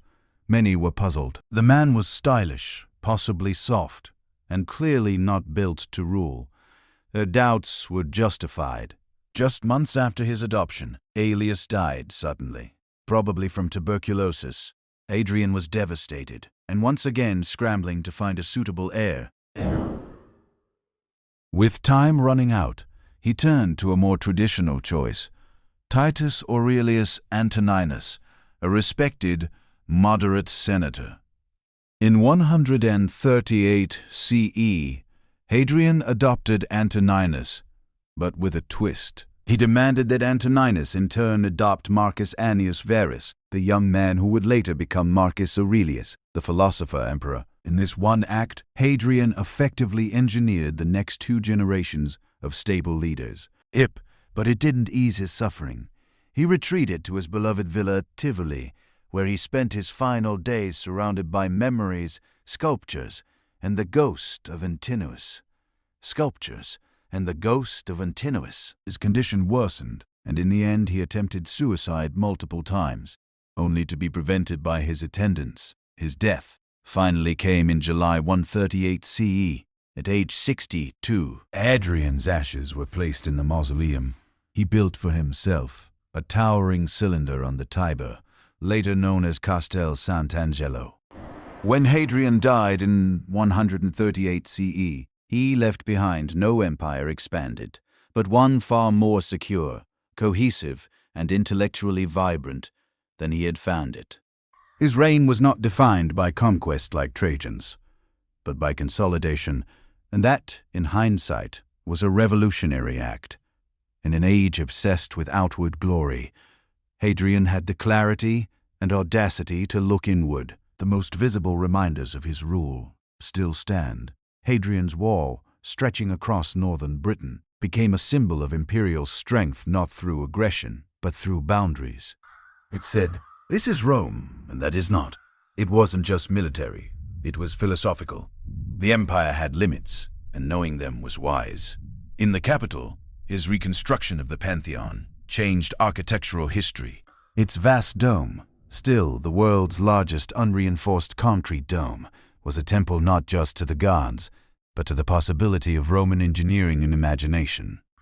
It is the physical embodiment of Hadrian's intellect, precise, timeless, and open to the sky. His villa at Tivoli, with its libraries, water gardens, and recreated temples, became the model for Renaissance palaces centuries later. It was Hadrian's dream of the world, an empire reduced to art and landscape. But Hadrian's legacy wasn't only made of stone. It was also etched in policy and precedent. He reformed Roman law, reorganized the military without constant warfare, and professionalized provincial administration. He visited his provinces, not to dazzle them, but to understand them, leaving behind a new model of imperial responsibility. Culturally, his love of Greek philosophy, poetry, and sculpture helped spark a revival of Hellenic traditions across the Roman world. The man once mocked as Graeculus had, in effect, re-Hellenized the empire, not by force, but by taste. And politically, Hadrian's choice of Antoninus Pius and the adoption of Marcus Aurelius ensured an unprecedented period of peace and prosperity, later called the Pax Antonina. His foresight birthed the so-called 5 Good Emperors, a run of stability unmatched in Roman history. Yet he remained a paradox, a builder who destroyed in Judea, a lover of peace with a hidden iron fist, a student of beauty who governed with realism. Hadrian's Rome wasn't just marble and might. It was mind, memory, and measure. Hadrian didn't just rule Rome, he reimagined what it meant to be emperor. His reign stands at the crossroads of military command and philosophical inquiry of tradition and reinvention. In many ways, Hadrian marked a turning point, the moment the Roman emperor stopped being merely a warlord chief and became a curator of civilization. Unlike his predecessors, Hadrian projected power through presence rather than expansion. By walking the roads, visiting garrisons, inspecting aqueducts, and debating with philosophers, he transformed emperorship into a performance of omnipresent responsibility. The toga and the scroll became as essential as the sword. This shift influenced how future emperors would see their role. His immediate successors, Antoninus Pius and Marcus Aurelius, embraced this vision. They ruled not as conquerors, but as stewards of Roman order, focused on justice, infrastructure, and cultural refinement. Marcus Aurelius, with his meditations, might never have emerged had Hadrian not elevated philosophy into imperial legitimacy. Hadrian also embodied the paradoxes of power. He was both adored and feared, elegant yet cruel when provoked. His reign was calm by comparison, but beneath it lay authoritarian reflexes. The executions of senators, the crushing of the Bar Kokhba revolt, the exile of dissenters, these revealed a man who preached moderation but wielded authority with surgical ruthlessness when challenged. Privately, Hadrian was introspective and melancholic. His poetry, especially late in life, reveals a man aware of his mortality and contradictions. His love for Antinous, idealized, deified, and mourned, offered an emotional counterweight to his public image. That grief made him human, and it echoes centuries later as a rare moment of imperial vulnerability. Even in death, Hadrian crafted a legacy of enduring presence. His mausoleum, now Rome's Castel Sant'Angelo, stands as a fortress against forgetting. His buildings still define skylines. His laws informed generations. His travels stitched together a multicultural empire into something that, at least briefly, felt united. Hadrian's greatness lies not in what he conquered, but in what he conserved, built, and imagined. He was a paradox with a laurel crown, architect and autocrat, poet and emperor, human and enigma. In the end, Hadrian didn't just leave behind monuments. He left behind a model of emperorship itself, one that still haunts the ruins of Rome and the minds of those who walk them. Chapter 5. The Lewis and Clark Expedition, 1804-1806. In 1803, President Thomas Jefferson doubled the size of the United States with the stroke of a pen. The Louisiana Purchase, a $15 million deal with France, added over 800,000 square miles of mostly uncharted wilderness to the young republic. It was a geopolitical coup, but also a massive cartographic question mark. What exactly had America just bow? Mountains, deserts, water routes, monsters, deserts, water routes, monsters. Jefferson had no clue, but he was determined to find out. Enter Meriwether Lewis, Jefferson's personal secretary and a man with an insatiable appetite for adventure and scientific notebooks. Jefferson handpicked him to lead an expedition to explore the new territory, map its geography, document its flora and fauna, and most importantly, determine if a water route to the Pacific, the mythical Northwest Passage, actually existed. But Lewis wasn't going alone. He chose his old friend and military comrade, William Clark, as co-leader. While Lewis had a mind for science and diplomacy, Clark brought military discipline, cartographic skill, and an easy rapport with men, a balance Jefferson believed essential. They would be equal leaders, despite the fact that only Lewis held a formal commission. Their unity would become one of the expedition's greatest strengths. Preparations began immediately. Jefferson provided detailed instructions. Observe the landscape, establish trade with native tribes, study plant and animal life, and assert American presence in lands already occupied by dozens of indigenous nations. Subtle diplomacy wrapped in scientific curiosity. Supplies were gathered: compasses, sextants, microscopes, gifts for native leaders like beads, mirrors, and peace medals, and even a collapsible iron frame boat, one that never quite worked, but looked great on paper. Dozens of men were recruited, mostly from the U.S. Army, This group would become the core of Discovery, a name as ambitious as the journey itself. The expedition launched from Camp Dubois near St. Davant. St. Louis in May 1804.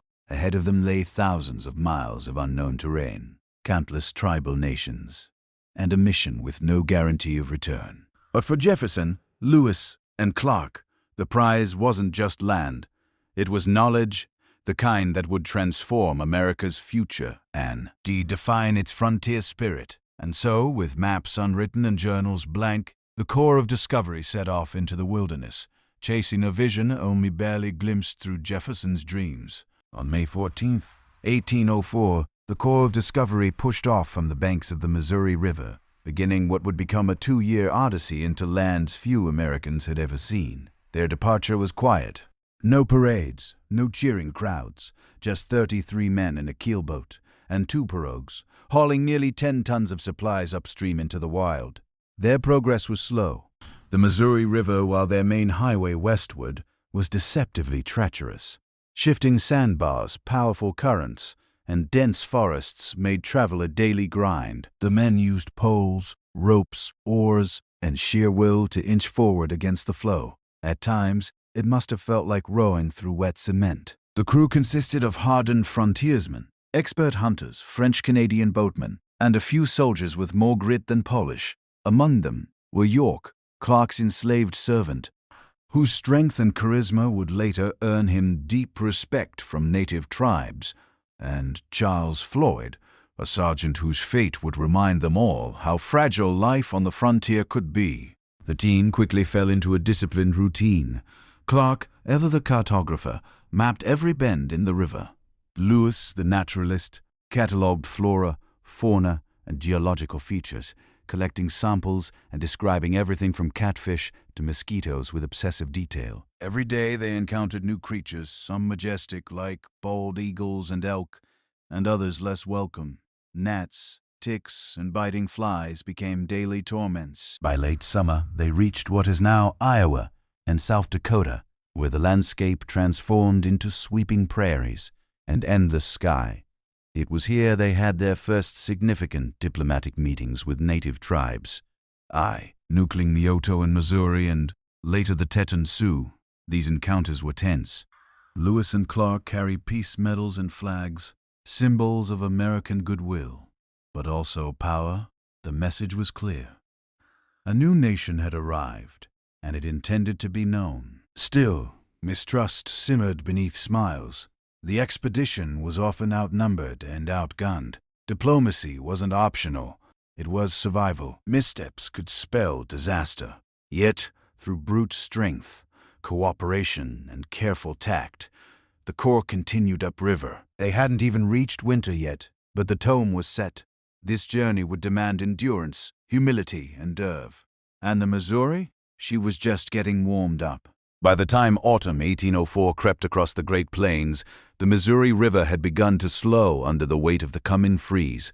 The Corps of Discovery had traveled over 1,000 miles from St. and Louis, and they knew they wouldn't make it to the Rocky Mountains before snow sealed the way west. It was time to pause, regroup, and survive. They chose a spot near present-day Washburn, North Dakota, just downstream from a cluster of Mandan and Hidatsa villages. These native communities had long established permanent earth lodge settlements along the river, agriculturally rich, socially sophisticated, and strategically placed. The Mandan were already seasoned diplomats, having hosted French, British, and Spanish traders. The Americans were just the latest strangers with strange hats. Here Lewis and Clark ordered the men to build a winter fort. Fort Mandan, named in honor of their hosts. It rose from the frozen prairie, like a wooden statement of intent. They were here to stay, at least until spring. Constructed of cottonwood logs, the fort featured high walls, blockhouses, and cramped rooms for over 30 men. It was more drafty than comfortable, but it kept the howling winds at bay, and those winds were merciless. Temperatures often plunged below 0 Fahrenheit. Frostbite was a daily threat. Yet life inside Fort Mandan was far from idle. Lewis and Clark were obsessively recording data, everything from temperature readings to tribal languages, to the exact number of corn kernels on a local cob. Crucially, it was at Fort Mandan that they met Toussaint Charbonneau, a French-Canadian trapper, and his young Shoshone wife, Sacagawea. Though Charbonneau was hired as a translator, it was Sacagawea, pregnant at the time, who would become an indispensable guide in the months ahead. Her knowledge of Western geography and ability to communicate with native tribes would prove more valuable than any musket or map. Relations with the Mandan were mostly peaceful, though tensions occasionally rose. Cultural misunderstandings, resource scarcity, and sheer proximity made friction inevitable.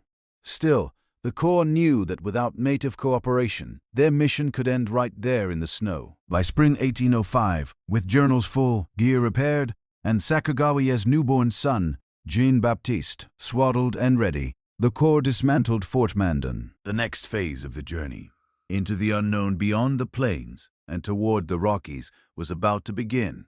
In April 1805, the Corps of Discovery left behind the relative safety of Fort Mandan and re-entered the unpredictable wild. They now traveled lighter, with a smaller party and more urgency. The winter's lull was over. Ahead lay mountains, uncharted rivers, and the question that haunted Jefferson's plan: was there a water route to the Pacific? Spring brought beauty, but also blood-sucking torment. The Missouri River teemed with mosquitoes, which harassed the men relentlessly. Sleep was interrupted by swarms. Bison, deer, and bear became more plentiful. Yes, but so did blistering sunburn, swollen insect bites, and maddening humidity. Lewis noted it all in his journal, his tone somewhere between scientific curiosity and mild suffering. It was during this stretch that the expedition experienced its first near disaster.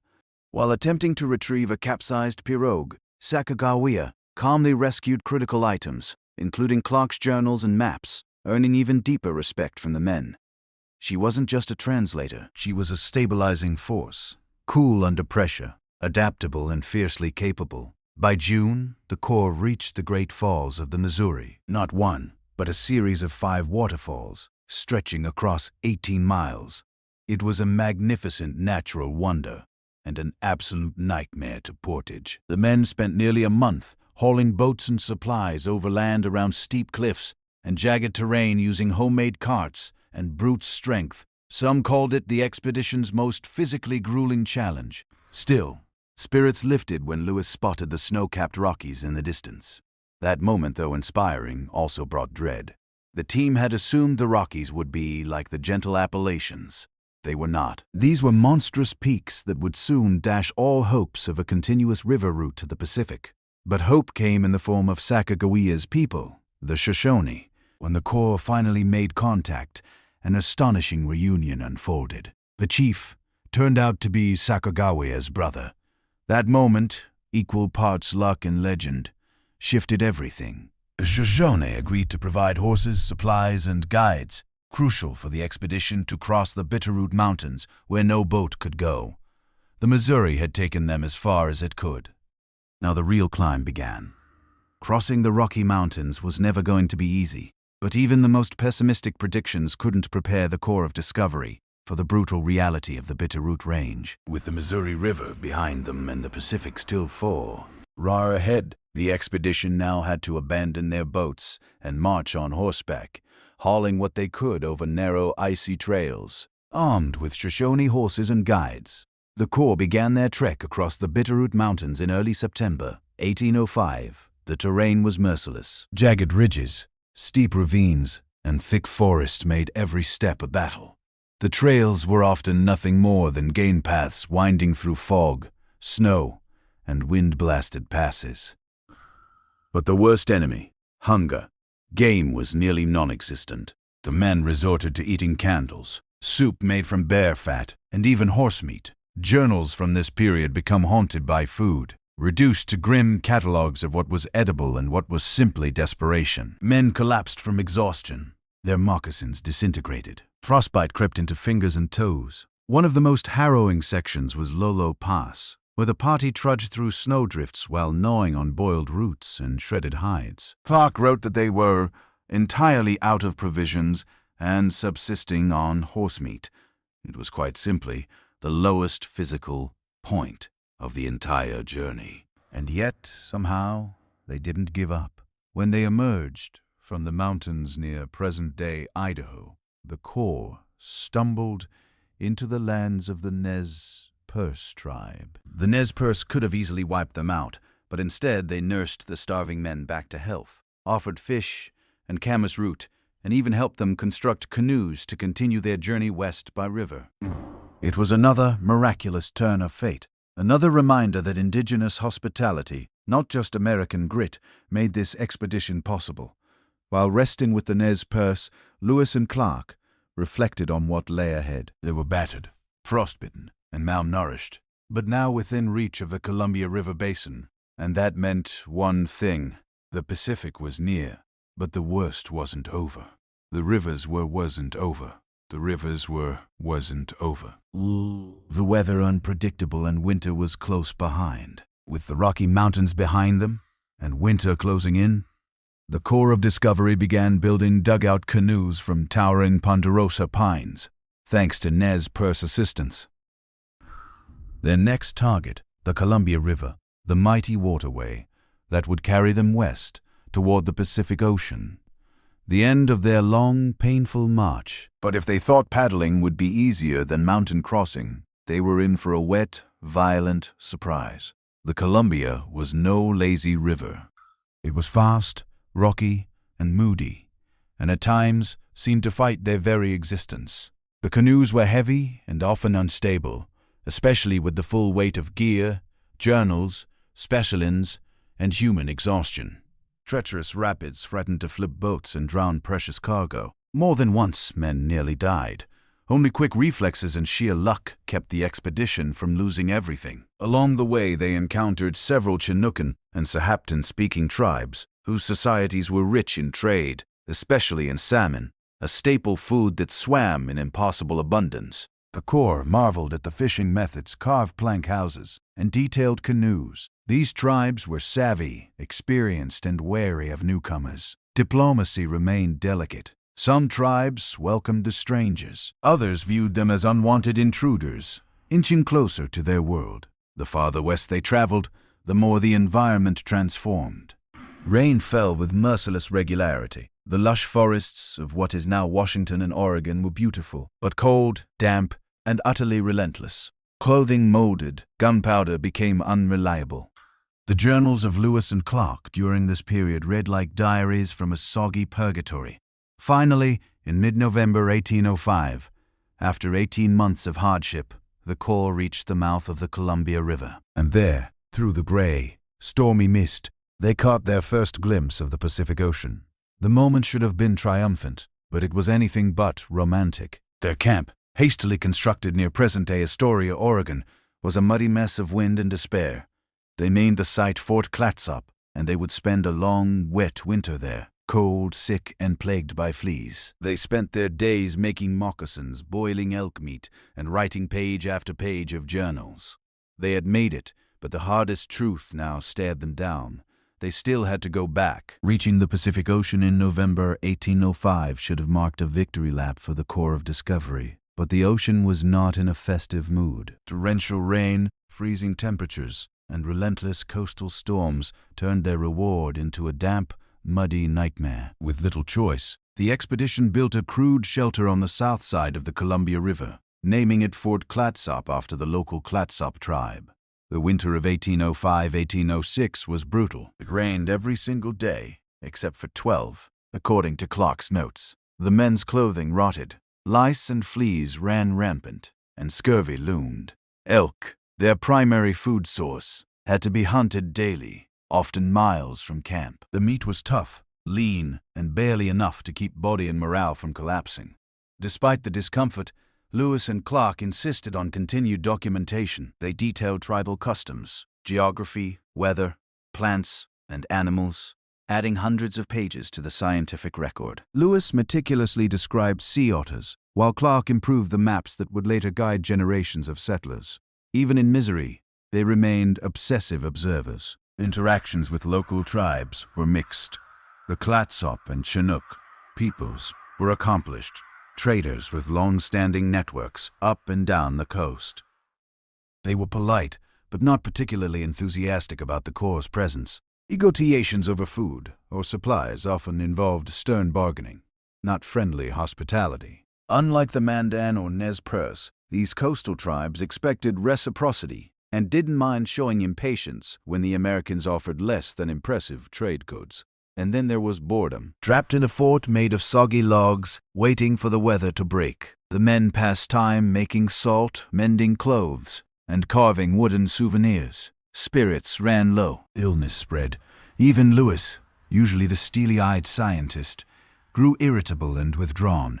By March 1806, the Corps had had enough. With journals overflowing, samples preserved, and their bodies damp and stiff from months of hardship, they burned candles for the last time at Fort Clatsop, packed what little hadn't rotted, and turned their faces eastward. They had found the Pacific. Now came the real test, surviving the long, punishing return to civilization. Without the awe of the unknown, only the memory of every painful step ahead. In March 1806, the Corps of Discovery left Fort Clatsop with soaked clothing, exhausted bodies, and a singular goal: get home. They had accomplished what no other Americans had, reaching the Pacific overland. But the journey back would prove just as perilous, just as draining, and in some ways more complex. The wilderness they had once entered with curiosity now loomed with a different energy, familiar but still unforgiving. They retraced their steps up the Columbia River, struggling once again with high currents, steep cliffs, and tense interactions with native tribes. Supplies ran low. Trade was difficult. The Chinook and other coastal tribes had grown even more cautious, perhaps sensing that the Americans' presence heralded a wave of changes they didn't welcome. By late spring, the Corps made it back across the Bitterroot Mountains with better weather and smarter preparation this time, though it was still a grueling test. When they reached the Nez Perce villages, they were welcomed like old friends. The tribe had safely kept their horses as promised and helped the Corps prepare for the next leg of the journey. Then Lewis and Clark made a bold decision. They would split the expedition into smaller groups to explore more territory. Lewis headed north toward the Marias River, hoping to map its connection to the Missouri and extend U.S. territorial claims. Clark followed the Yellowstone River, charting its course and searching for easier routes through the plains. It was a risky move. Communication between groups was impossible, and Lewis's path turned nearly fatal. In late July, Lewis's group encountered Blackfeet warriors who initially appeared friendly but grew suspicious when they saw the Americans' firearms and trade goods. One tense night turned deadly. A skirmish broke out, and 2 Blackfeet men were killed, the only violent deaths caused by the expedition. Lewis's party fled under cover of darkness, shaken and wounded. Clark's group had a slightly less dramatic return, though not without its share of injuries and bison stampedes. They built canoes, reunited with Sacagawea and her family, and navigated the Yellowstone with relative success. By August 1806, the 2 groups reunited near the Missouri River. The expedition was whole again, but the mood was somber. The thrill of discovery had passed. Now came the final grinding paddle home. Tired, scarred, but alive. By late August 1806, the Missouri River once again pulled the Corps of Discovery downstream, this time carrying them toward home, not mystery. Their bodies were thinner, their uniforms in tatters, and their journals swollen with mud-stained pages, but they had survived. On September 23, 1806, the expedition finally returned to St. Louis, greeted not with fanfare, but with stunned awe. Many had presumed them dead. In just over 2 years, Lewis and Clark had traveled over 8,000 miles, crossed mountains, navigated roaring rivers, made contact with more than 50 native tribes, and recorded hundreds of new plant and animal species. They had mapped vast portions of the continent with astonishing accuracy and established a firm American presence in lands long claimed by indigenous nations, Britain and Spain. The expedition was hailed as a triumph. Newspapers celebrated their survival and discoveries. President Jefferson, who had watched anxiously for news, was elated. Yet despite their heroic status, Lewis and Clark's fates diverged sharply after their return. Meriwether Lewis was appointed governor of the Louisiana Territory, but struggled with depression alcoholism, and debt. Just 3 years after the expedition, in 1809, he died under mysterious circumstances, either by suicide or murder, at a remote inn along the Natchez Trace. His loss cast a shadow over the mission he had once led with such precision and purpose. William Clark, on the other hand, thrived. He became governor of the Missouri Territory, superintendent of Indian Affairs, and remained an influential voice in Western expansion for decades. He named his firstborn son Meriwether Lewis Clark, a tribute to his fallen friend and partner. And what of Sacagawea and York? Sacagawea returned west with her husband and child. Her exact fate is debated, but her symbolic role in American memory only grew. York, Clark's enslaved servant, had become a legend among the native tribes, but despite his contributions, Clark refused to free him for many years. A painful irony that history would not forget. The expedition's legacy is both heroic and complicated. It opened the West to further exploration, trade, and settlement, but also laid the groundwork for the displacement of native peoples whose lands had been mapped without consent. The story of Lewis and Clark is not just one of survival or discovery. It is a story of ambition, resilience, cultural collision, and the high cost of manifest destiny. It reminds us that to explore is human, but to understand what's been changed in the process, that's the real journey. The unseen threads, how hygiene, cities, emperors, and explorers shaped our world. We've traveled a long road together, from the stinking streets of medieval Europe to the immaculate drains of Mohenjo-Daro, from the marble-clad ambition of Hadrian to the muddy, mosquito-plagued trail of Lewis and Clark. Along the way, we've seen how humans have grappled with the same fundamental challenges across centuries. How to stay clean, how to organize our communities, how to wield power, and how to push into the unknown. These stories, at first glance, might seem disconnected. A medieval peasant scratching at lice, a Babylonian priest aligning a temple with the stars, a Roman emperor building a wall at the edge of the world, an American soldier hauling a boat over the Rocky Mountains. But if you look closely, you'll see the threads that bind them. They are all, in their own way, stories about order and chaos, about the human drive to impose meaning on a messy world, and about the unintended consequences of our best-laid plans. Let's start with hygiene. We spent a lot of time on medieval bathing habits, not because they are quaint or gross, but because they reveal something fundamental about how societies think about risk. The medieval mind was not stupid. It was operating with a different set of assumptions. When they avoided bathing, they weren't being lazy. They were trying to survive. Their worldview, shaped by humoral theory and a deep fear of plague, told them that water was a gateway for disease, and so they built a whole system of cleanliness around that fear. On shifts, herb sachets, vinegar washes, and the strategic use of lice combs. It was a coherent, if misguided, response to the threats they faced. Fast forward to today, and we have our own hygiene obsessions: antibacterial soaps, hand sanitizers, the cult of clean eating. Are we so different? We, too, build rituals around invisible threats, germs, toxins, allergens that our ancestors couldn't even imagine. The difference is that we have germ theory and epidemiology, but the psychological impulse is the same: to control the uncontrollable, to draw a circle of safety around our bodies and our homes. The medieval peasant who sprinkled rosemary water on his tunic and the modern commuter who douses himself in hand sanitizer are separated by centuries, but they are brothers in anxiety. Ancient urban planning tells a similar story about the human desire for order. When the engineers of Mohenjo-Daro laid out their grid of streets and their covered drains, they were doing more than solving a practical problem. They were making a statement that human life could be rational, that chaos could be tamed, that even the filthiest byproducts of civilization could be channeled away and forgotten. The same impulse drove the builders of Babylon and Teotihuacan. Their temples and processional ways weren't just religious. They were technologies of social control, ways of telling people where to go, how to move, what to revere. The grid itself, that most basic of urban forms, is a kind of philosophy.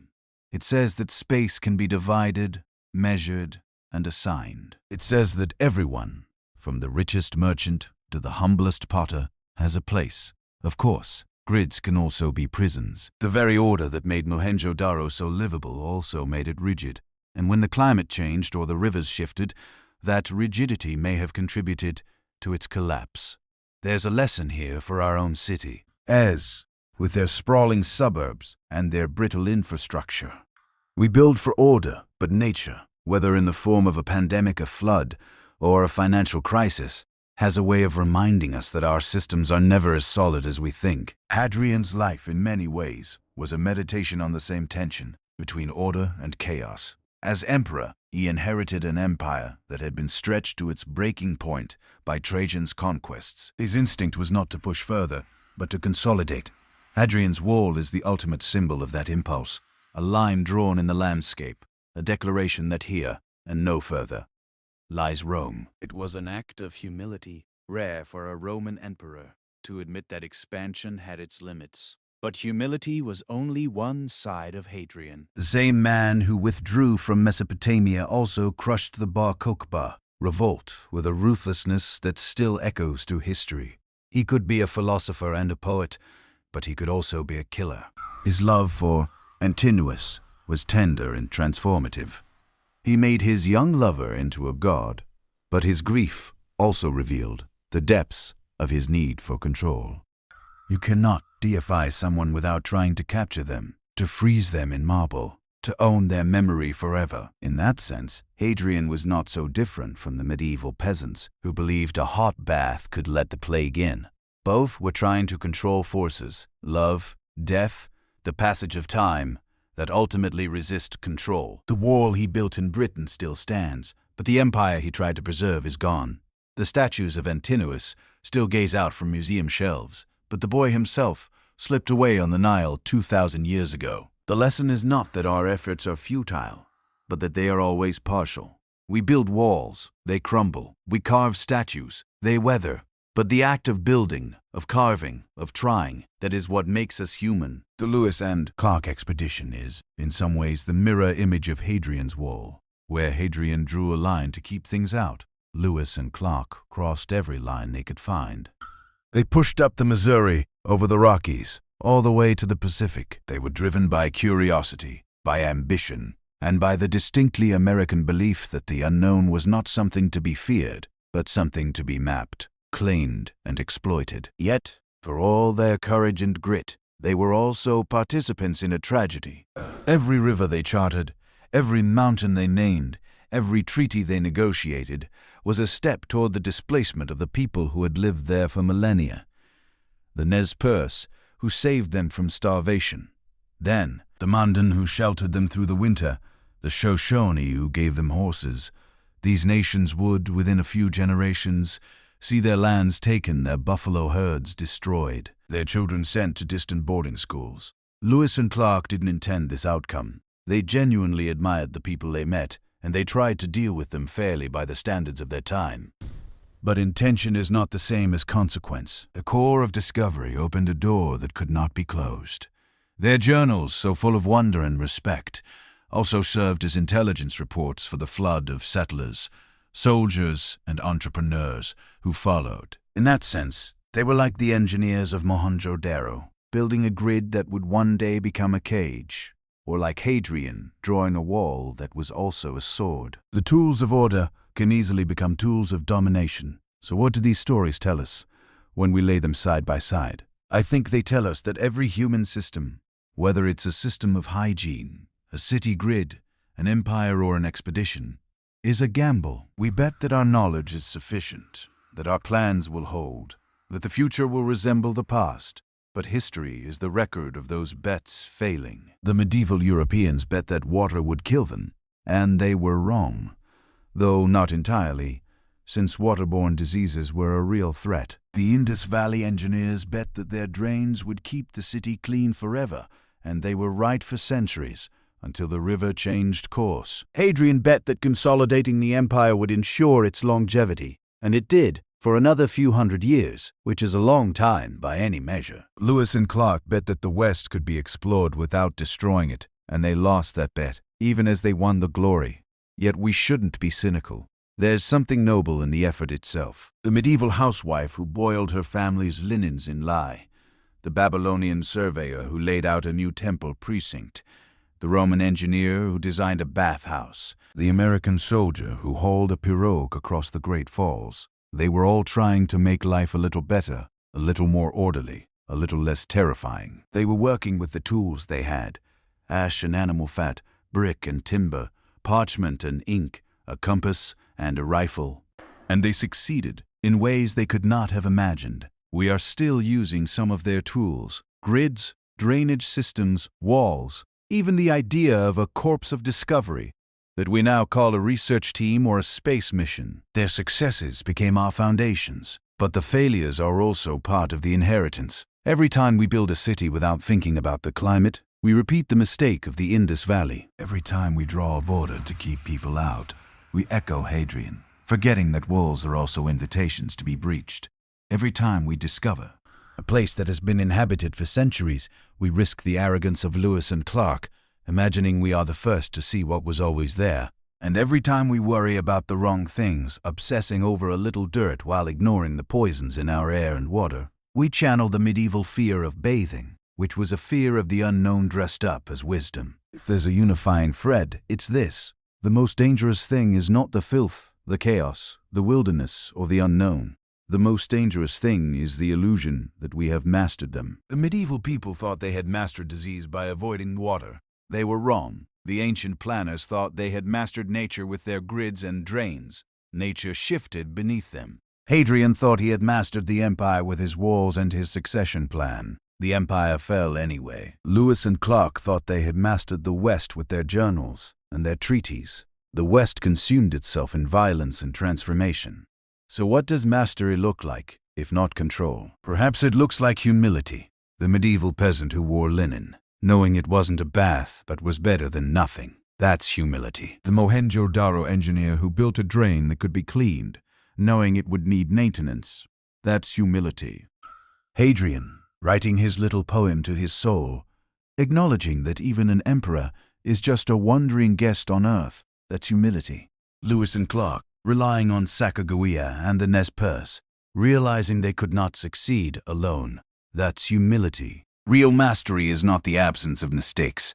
It's the willingness to learn from them, to adapt, to listen to people who know more than you, to accept that you will never have the last word. History, when we pay attention, is a long conversation about these things. Each generation builds on the ruins of the last, sometimes repeating the same errors, sometimes inching forward. The great bath at Mohenjo-daro is gone, but we have indoor plumbing. Hadrian's Wall is a tourist attraction, but we still build barriers. Lewis and Clark's route is a highway, but we still send explorers to Mars. The fears and hopes that animated those people are the same fears and hopes we carry today.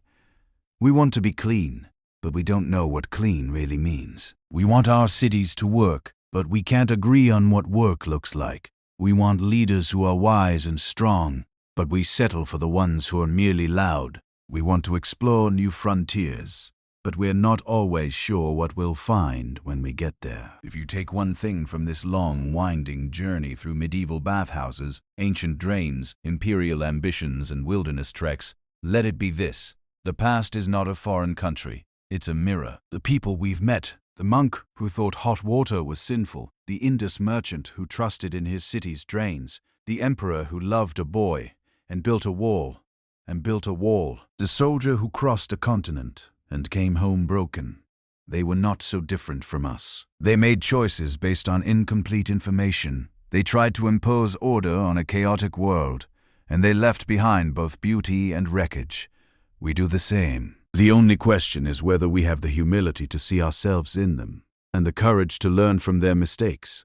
In the end, the story of hygiene is the story of hygiene, is the story of how we imagine the body. The story of cities is the story of how we imagine community. The story of emperors is the story of how we imagine power. The story of explorers is the story of how we imagine power. The story of explorers is the story of how we imagine possibility. They are the same story, told over and over, with different props and different costumes. The set changes. Stone walls, wooden palisades, glass, skyscrapers, but the play remains the same. We are always trying to clean ourselves, to house ourselves, to govern ourselves, to push beyond our limits, and we are always falling short because the limits are not where we think they are. The real limits are not in the land or the sky. They are in our own minds, our own prejudices, our own unwillingness to listen to the people we've decided are beneath us or outside us. That's the final lesson of the medieval peasant who could not afford a bath, and the Indus citizen who could. It's the lesson of the Roman senator who feared Hadrian's Greek manners, and the Nez Perce chief who fed starving strangers. The boundaries we draw between clean and dirty, civilized and savage, Roman and barbarian, American and Indian, are always arbitrary, always provisional, always destined to be redrawn. The things that matter, dignity, curiosity, kindness, the willingness to admit we don't know everything, those things don't fit on any map. They are the hidden infrastructure of every civilization, the invisible drains that carry away our arrogance, the walls that protect our humanity, the trails we follow when the maps are wrong. So as you close this chapter, or this video, or this book, I hope you carry a little of that humility with you. The next time you wash your hands, think of the medieval housewife with her vinegar and rosemary. The next time you walk down a city street, think of the grid laid out 4,000 years ago in the Indus Valley. The next time you hear a politician promise to build a wall, think of Hadrian and ask yourself, what's really being kept out? The next time you feel the urge to explore a new place, a new idea, a new version of yourself, remember Lewis and Clark, and remember the people who were already there. We are all travelers, and we are all staying put. We are all building, and we are all crumbling. We are all trying to be clean in a world that is foul and mentally messy. That messiness is not a failure. It's the condition of life. And the best we can do is to face it with open eyes, with a willingness to learn, and with the quiet hope that the next generation will inherit not just our achievements, but our humility. Thank you for walking this path with me, from the bathhouses of medieval Europe to the shores of the Pacific, from the drains of Mohenjo-Daro to the walls of Hadrian. We've seen how much and how little changes. The journey doesn't end here, of course. It never does. But for now, let's rest in the knowledge that we are part of a very long conversation, one that stretches back thousands of years and will continue long after we're gone. The words we speak, the structures we build, the lines we draw, the trails we blaze, they all add something. Let's make sure it's something worth adding. Until next time, keep questioning, keep learning, and remember, the past is not behind us. It's woven into every breath we take, every step we walk, every choice we make. The future is the same. And somewhere in between, there's a place for all of us, clean or dirty, settled or wandering, emperor or explorer. It's called home, and we're still building it. The waters of Rome, it's called home. How the ancients mastered water and why it still matters. We've spent a lot of time in medieval Europe, where people were terrified of bathing, and in the Indus Valley, where they practically invented municipal plumbing. But there's another civilization that took water, clean, abundant, flowing water, and made it the very symbol of its identity. That civilization was Rome. And if you want to understand how deeply the Romans thought about hygiene, engineering, and what it meant to be civilized, you have to start with their water. Not just the drinking water, but the water that ran through their cities, their baths, their sewers, and their aqueducts. The Romans didn't just use water. They worshipped it, celebrated it, and built an entire empire around the idea that running water was a right, not a privilege. It's a mindset that seems almost modern, and in many ways, it shaped the world we live in today. Let's begin with the aqueducts. There were 11 of them in Rome alone by the height of the empire, and they stretched for hundreds of miles across the countryside, bringing fresh water from mountain springs into the heart of the city. First, the Aqua Appia was built in 312 BCE, and it was a revolution. Before the aqueducts, Romans relied on the Tiber River and wells. The Tiber was muddy, prone to flooding, and frankly a bit of a health hazard. Wells were fine for small communities, but as Rome grew into a city of 1 million people, they needed a better solution. So they looked to the hills, and they built channels, some underground, some on massive arches, that used gravity to carry water across valleys and over hills. The engineering was breathtaking. The Aqua Claudia, completed under Emperor Claudius, ran for over 40 miles and delivered tens of millions of gallons of water every day. It was a monument to Roman ingenuity, but it was also a statement. Rome could bend nature to its will. What did they do with all that water? They drank it, of course, but more importantly, they bathed in it. Public baths were the heart of Roman social life, not the small, smoky bathhouses of medieval Europe.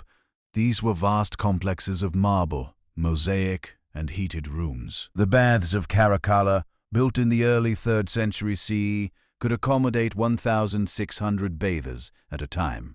They had hot rooms, cold rooms, steam rooms, exercise yards, libraries, gardens, and even shops. You didn't go to the baths just to get clean. You went to do business, to gossip, to show off your status, to flirt, to exercise, to flirt, to exercise, to read.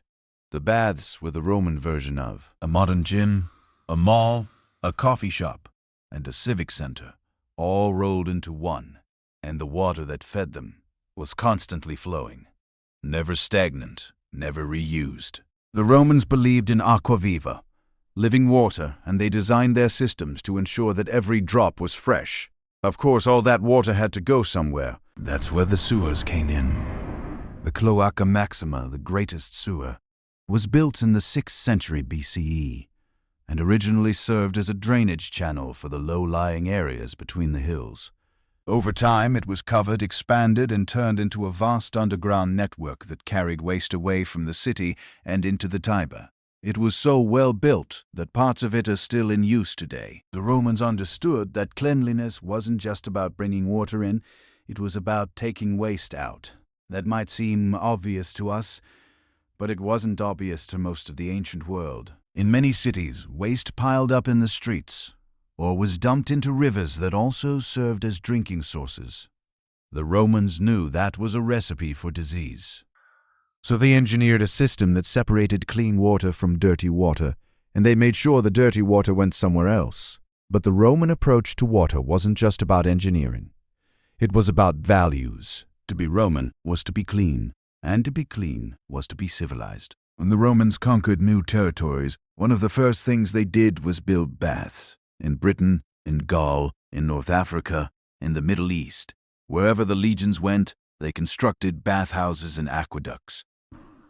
It was a form of soft power, a way of saying, join us and you can enjoy the comforts of civilization. The local elites embraced the baths, and soon they were building their own, often adding local touches, like mosaics of their gods or inscriptions in their own languages.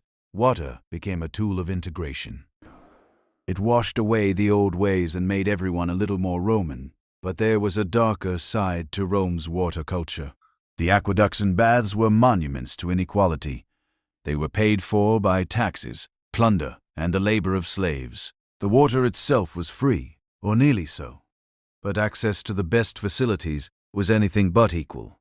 The rich had private baths in their villas with heated floors and mosaic ceilings. The poor had to queue at the public baths, which could be crowded, dirty, and dangerous. And while the baths were theoretically open to everyone, the social hierarchy was strictly enforced. You bathed in order of status, and you left in order of status. The water was the same, but the experience was not. Then there was the problem of lead. Roman pipes were made of lead. The word plumbing comes from the Latin plumbum, meaning lead, and we now know that lead poisoning was a serious problem. Some historians have argued that lead in the water contributed to the decline of the empire, though the evidence is mixed. What's clear is that the Romans didn't understand the dangers of lead. They valued its malleability and durability, and they used it everywhere. Pipes, dishes, wine vessels, even cosmetics. They were so proud of their water systems that they didn't stop to ask what the water was doing to their bodies.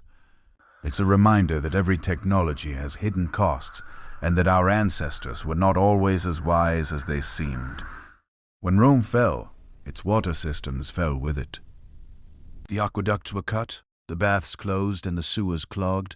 For centuries, Europeans lived with mud and filth, drawing water from wells and dumping waste in the streets. The knowledge of how to build aqueducts and sewers was not lost. It was preserved in books, but the resources and the political will to maintain them were gone. It wasn't until the 19th century that cities like London and Paris began to rebuild their water systems, often using Roman principles: gravity, separate channels for clean water and waste, and public facilities for bathing. The Romans had done it all before, and when we rediscovered their methods, we called it modernization. So what does Rome's water story have to do with the rest of our journey? Everything. The Romans were the great synthesizers of the ancient world. They took the grid planning of the Indus Valley, the drainage systems of the Etruscans, the bath culture of the Greeks, and the engineering of the Hellenistic kingdoms, and they combined them into a system that was more ambitious, more durable, and more deeply embedded in daily life than anything that came before. They understood that hygiene was not just a personal matter, it was a civic responsibility. A clean city was a healthy city, and a healthy city was a loyal city. That insight, that public health is a form of public power, shaped the way we think about urban life to this day. But they also understood that water was more than a utility. It was a source of pleasure, beauty, and meaning. The fountains of Rome, still flowing after 2,000 years, are not just functional, they are works of art. The baths of Caracalla were not just places to wash, they were palaces of leisure, where you could escape the noise and pressure of the city. The Romans knew that people need more than bread. They need beauty, community, and a sense of being part of something larger than themselves. The baths gave them that. And in a world that often feels fractured, we could learn something from that. Our modern gyms and spas are the descendants of Roman baths, but they lack the public, communal spirit. They are places of self-improvement, not of social connection. We shower in private, and we rarely talk to strangers. The Romans would have found that strange and a little sad. There's another lesson in Rome's water story, one that connects to the medieval fears we explored earlier. When the Roman system collapsed, people didn't just lose access to clean water, they lost the habit of cleanliness. It wasn't that they forgot how to bathe. It was that they stopped believing it was important. The church, with its emphasis on spiritual purity, began to see physical cleanliness as a distraction, even a sin. The same water that had been a symbol of Roman civilization became, in the medieval mind, a symbol of decadence and danger. It took centuries for that association to reverse, and when it did, it was because of science, the discovery of germs, the understanding that dirty water carries disease. But it was also because of a renewed appreciation for the Roman way. When 19th century engineers built the London sewers, they were inspired by the Cloaca Maxima. When they built the aqueducts that brought fresh water to Paris, they were following the path of Roman engineers. Rome's water system was not just a historical curiosity, it was a blueprint for the modern city. Now, let's bring this back to our other stories. In Mohenjo-Daro, we saw a civilization that valued universal access to water and sanitation. In medieval Europe, we saw a civilization that feared water and lost the habit of bathing. In Rome, we saw a civilization that made water the center of public life. These are not just different approaches to hygiene, they are different approaches to society. Mohenjo-Daro was collective, egalitarian, and focused on order. Medieval Europe was hierarchical, fearful, and focused on spiritual salvation. Rome was imperial, expansive, and focused on the mater.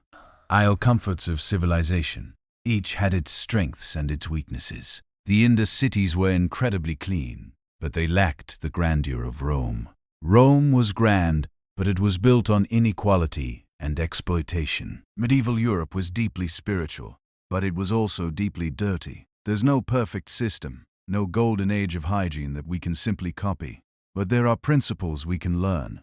The value of universal access, the importance of separating clean water from waste, the social benefits of public bathing, and the danger of letting fear dictate our relationship with the natural world. One of the most striking things about the Roman approach is how it combined utility with beauty. The aqueducts were functional, but they were also monuments.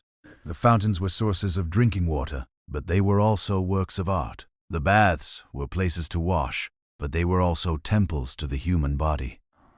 That combination, utility and beauty, is something we often miss in our own cities. Our water comes out of a tap, and we rarely think about where it came from or where it goes. We have swimming pools, but they are private exclusive.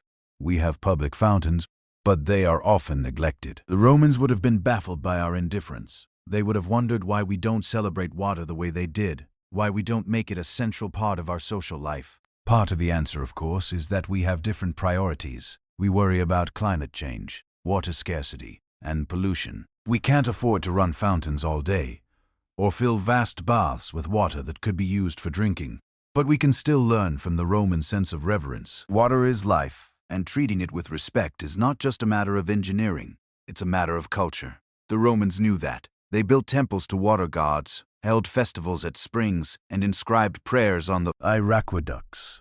They did not see water as a commodity to be bought and sold.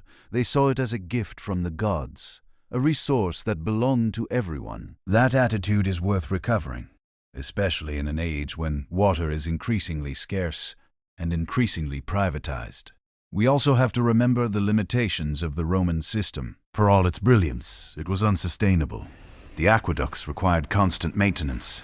When the empire fell, they fell with it. The baths were enormous consumers of water and energy. They were possible only because of cheap labor and abundant resources. In a world of finite resources, we cannot simply copy the Roman model, but we can adapt its principles. Gravity-fed systems, public access, the separation of clean and dirty water, and the integration of water into the fabric of urban life. Many modern cities are rediscovering these principles. Green infrastructure, rainwater harvesting, and decentralized treatment systems are all ways of applying ancient wisdom to contemporary problems. We are learning slowly that the most advanced solutions are often the simplest and the most ancient. Think about the Roman fascination with aqua viva, living water. They believed that stagnant water was unhealthy, both physically and spiritually, so they kept their water moving, flowing through pipes and channels, always fresh. Modern science has confirmed that moving water is indeed healthier. It resists bacteria, algae, and contamination. But the Roman insight went beyond science. They saw in flowing water a metaphor for life itself, always in motion, always renewing, never static. That metaphor is as relevant today as it was 2,000 years ago. We need to keep our cities flowing, our societies open, our minds flexible. When we build walls, literal or figurative, we risk creating stagnation. The Roman aqueducts were about bringing water in, not keeping water out. They were about connection, not separation. That brings us back to the theme of boundaries we explored with Hadrian. Hadrian built his wall to separate Rome from the barbarians, but he also built aqueducts to bring water to the city. The wall was a barrier. The aqueduct was a conduit. Both were expressions of power, but they expressed very different things. The wall said, "This is ours, keep out." The aqueduct said, "We can bring life from the mountains to the city." Which impulse is more enduring? The wall, today, is a ruin. The aqueducts, in many cases, are still flowing. The lesson is that the things that connect us are more resilient than the things that divide us. Water, like knowledge, like culture, like trade, flows across boundaries. When we try to stop it, we create dams that eventually break. When we channel it, we create systems that nourish us for centuries. The Romans understood that. They didn't just build aqueducts. They built a network of water that tied their empire together. The same water that flowed through Rome also flowed through provincial towns, military camps, and frontier forts. It was a symbol of unity, a reminder that even the farthest outpost was part of the same system. That's a powerful idea, that the things we share, clean water, public spaces, common infrastructure, are what make us a community. In an age of fragmentation, it's worth remembering. Let's take a moment to imagine a Roman aqueduct. The great arches stride across the countryside, one after another, as far as the eye can see. They are made of stone and concrete, built to last. You can see them from miles away, and you know that they are bringing something precious. When the water reaches the city, it flows into a distribution tank, and from there into lead pipes that run beneath the streets. It emerges in fountains, in the homes of the rich, and in the public baths. It is used, then carried away by the sewers, back into the Tiber, where it begins its journey to the sea. The cycle is complete. Water comes from the mountains, passes through the city, and returns to nature. The city is a conduit, not a sink. That's a philosophy of urban life that we would do well to emulate. Now, fast forward to today. Our cities are built on the same principles, but we have forgotten the poetry. Water comes from a pipe. We turn a knob. It disappears. We don't see the aqueducts, the reservoirs, the treatment plants. We don't think about the energy that goes into pumping it, the chemicals that go into cleaning it, the waste that goes into disposing of it. We take it for granted, and when it fails, when there's a drought, a contamination, a pipe burst, we are shocked. We have become disconnected from the very thing that sustains us. The Romans would have found that disconnect incomprehensible. They celebrated their water. They carved inscriptions thanking the gods for it. They made it a centerpiece of their public life. They understood that gratitude is not just a feeling. It's a practice. You honor what you value, and you value what you honor. There's a reason we've spent so much time on water in this journey. It's not just because water is essential to hygiene, though it is. It's because water is the thread that ties together every civilization we visited. In the Indus Valley, water was managed with precision and equality. In medieval Europe, water was feared and avoided. In Rome, water was celebrated and engineered. In the modern world, water is both a commodity and a crisis. Each era has its relationship with water, and that relationship reveals what that era valued. The medieval world valued spiritual purity over physical cleanliness. Rome valued civic order and public health. The Indus Valley valued collective responsibility. We, today, value convenience and privacy. Which values will last, which will be seen as wise by future generations? It's a question worth asking, because the way we treat water, the way we treat our bodies, our cities, our planet, is the way we treat ourselves. The Romans left us a legacy of aqueducts and baths, but they also left us a legacy of thinking. They showed that water could be a public good, not a private luxury. They showed that cleanliness was not just a personal preference, but a collective responsibility. They showed that engineering and art could work together to create something beautiful and useful. And they showed that even the most powerful civilization is fragile, that the aqueducts can be cut, the baths can close, and the water can stop flowing. That fragility is not a reason to despair. It's a reason to care. It's a reason to care. What we build, we must maintain. What we value, we must protect. What we take for granted, we risk losing. So as we conclude this journey through the waters of Rome, let's carry with us a little of their reverence. The next time you turn on a tap, think of the aqueducts that brought that water to your city. The next time you take a shower, think of the public baths where Romans gathered to talk and laugh. The next time you see a river, think of the sewers that carried waste away from ancient cities, making them habitable for millions. And the next time you hear someone talk about clean and dirty, remember that these categories are not natural. They are cultural. We decide what counts as clean. We decide what counts as civilized. And we can decide, as the Romans did, that everyone deserves access to clean water, that public spaces for bathing and gathering are worth building, and that the health of our cities depends on the health of our water. That decision, to value water, to value hygiene, to value public life, is what separates civilizations that thrive. Romans those that wither. The Romans thrive for centuries because they made that choice. When they stopped making it, when they neglected their aqueducts and let their baths fall into disrepair, they began to wither. The lesson is not that water alone makes a civilization great, but that attention to the basics, clean water, public health, shared infrastructure, is what allows greatness to flourish. Without those basics, no amount of conquest, art, or philosophy can sustain a society.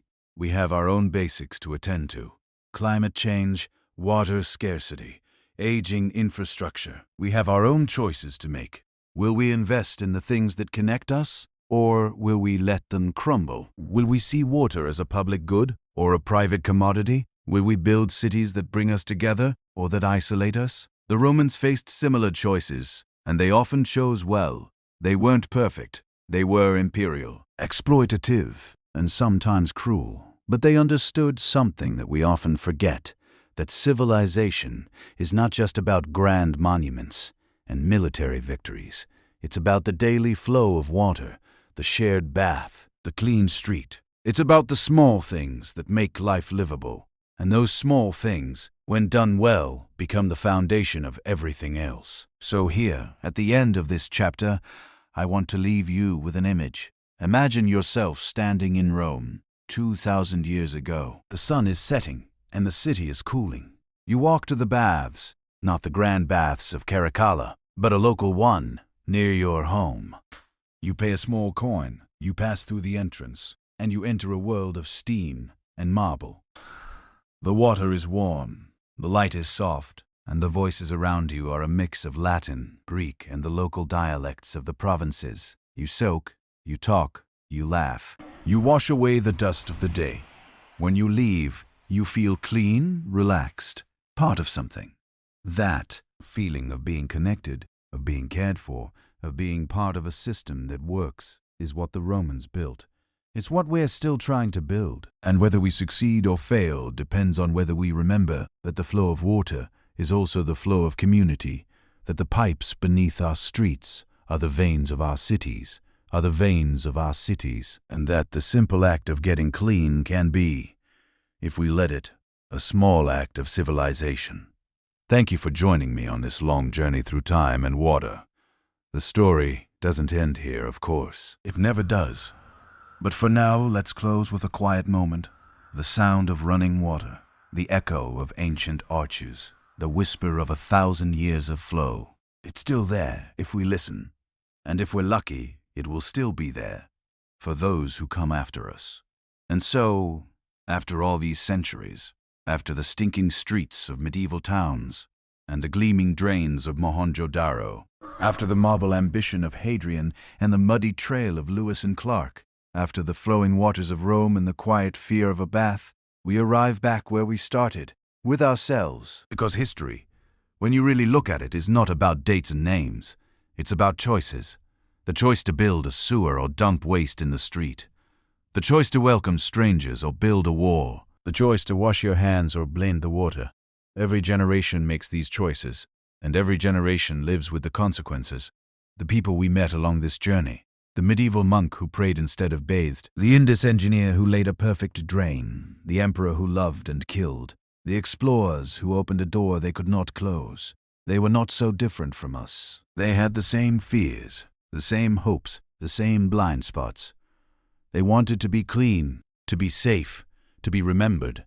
They wanted their cities to work, their bodies to last, their children to thrive. They wanted to understand the world and bend it to their will. And they failed, as we fail, because the world is always bigger than our understanding and our will. But here's the thing. They tried. They tried to build order out of chaos, meaning out of confusion. They built walls that still stand, wrote words we still read, laid pipes that still flow. Their efforts were imperfect, incomplete, often misguided, but they were efforts. And that, perhaps, is the only lesson worth taking with us, that the attempt itself matters. That the act of building, of cleaning, of exploring, of ruling with both steel and poetry, that act is what makes us human. Not the success, not the perfection, but the willingness to try, to learn, to adapt, to care. So as you close this video, this chapter, this long journey through time, ask yourself, what will you build? What will you leave behind? Not a wall, maybe, or an aqueduct, or a new territory on a map, but something smaller, quieter, a habit of kindness, a refusal to look away, a commitment to keeping your own corner of the world a little less filthy, a little more just, a little more open to the next traveler. Those small things, done well, are the real infrastructure of civilization. They are the invisible drains that carry away our arrogance. the pipes that bring fresh water to dry places, the trails we follow when the maps are wrong. The past is not behind us, it's inside us. The fear of plague, the pride of empire, the thrill of discovery, the comfort of a clean shirt, the peace of a quiet bath. These are not ancient history. They are ours, and the future is not somewhere else. It's in the choices we make tonight, tomorrow, every day. So, let's make those choices with open eyes, with gratitude for those who came before, and with humility for those who will come after. Let's build a world worth inheriting. Not perfect, not perfect, not perfect, not perfect. All caring and brave enough to try. Thank you for walking this path with me. If you're watching from somewhere in the world, drop your location in the comments. I'd love to know where this story reached. And remember, the journey doesn't end here. It never does. But for now, let's rest in the knowledge that we are part of something ancient and something new. A long, winding conversation about what it means to be human and what it takes to make a home in this beautiful, messy world. Until next time, take care of yourselves and each other. Stay curious. Stay clean, however you define it, and never stop asking what lies beyond the next bend in the river.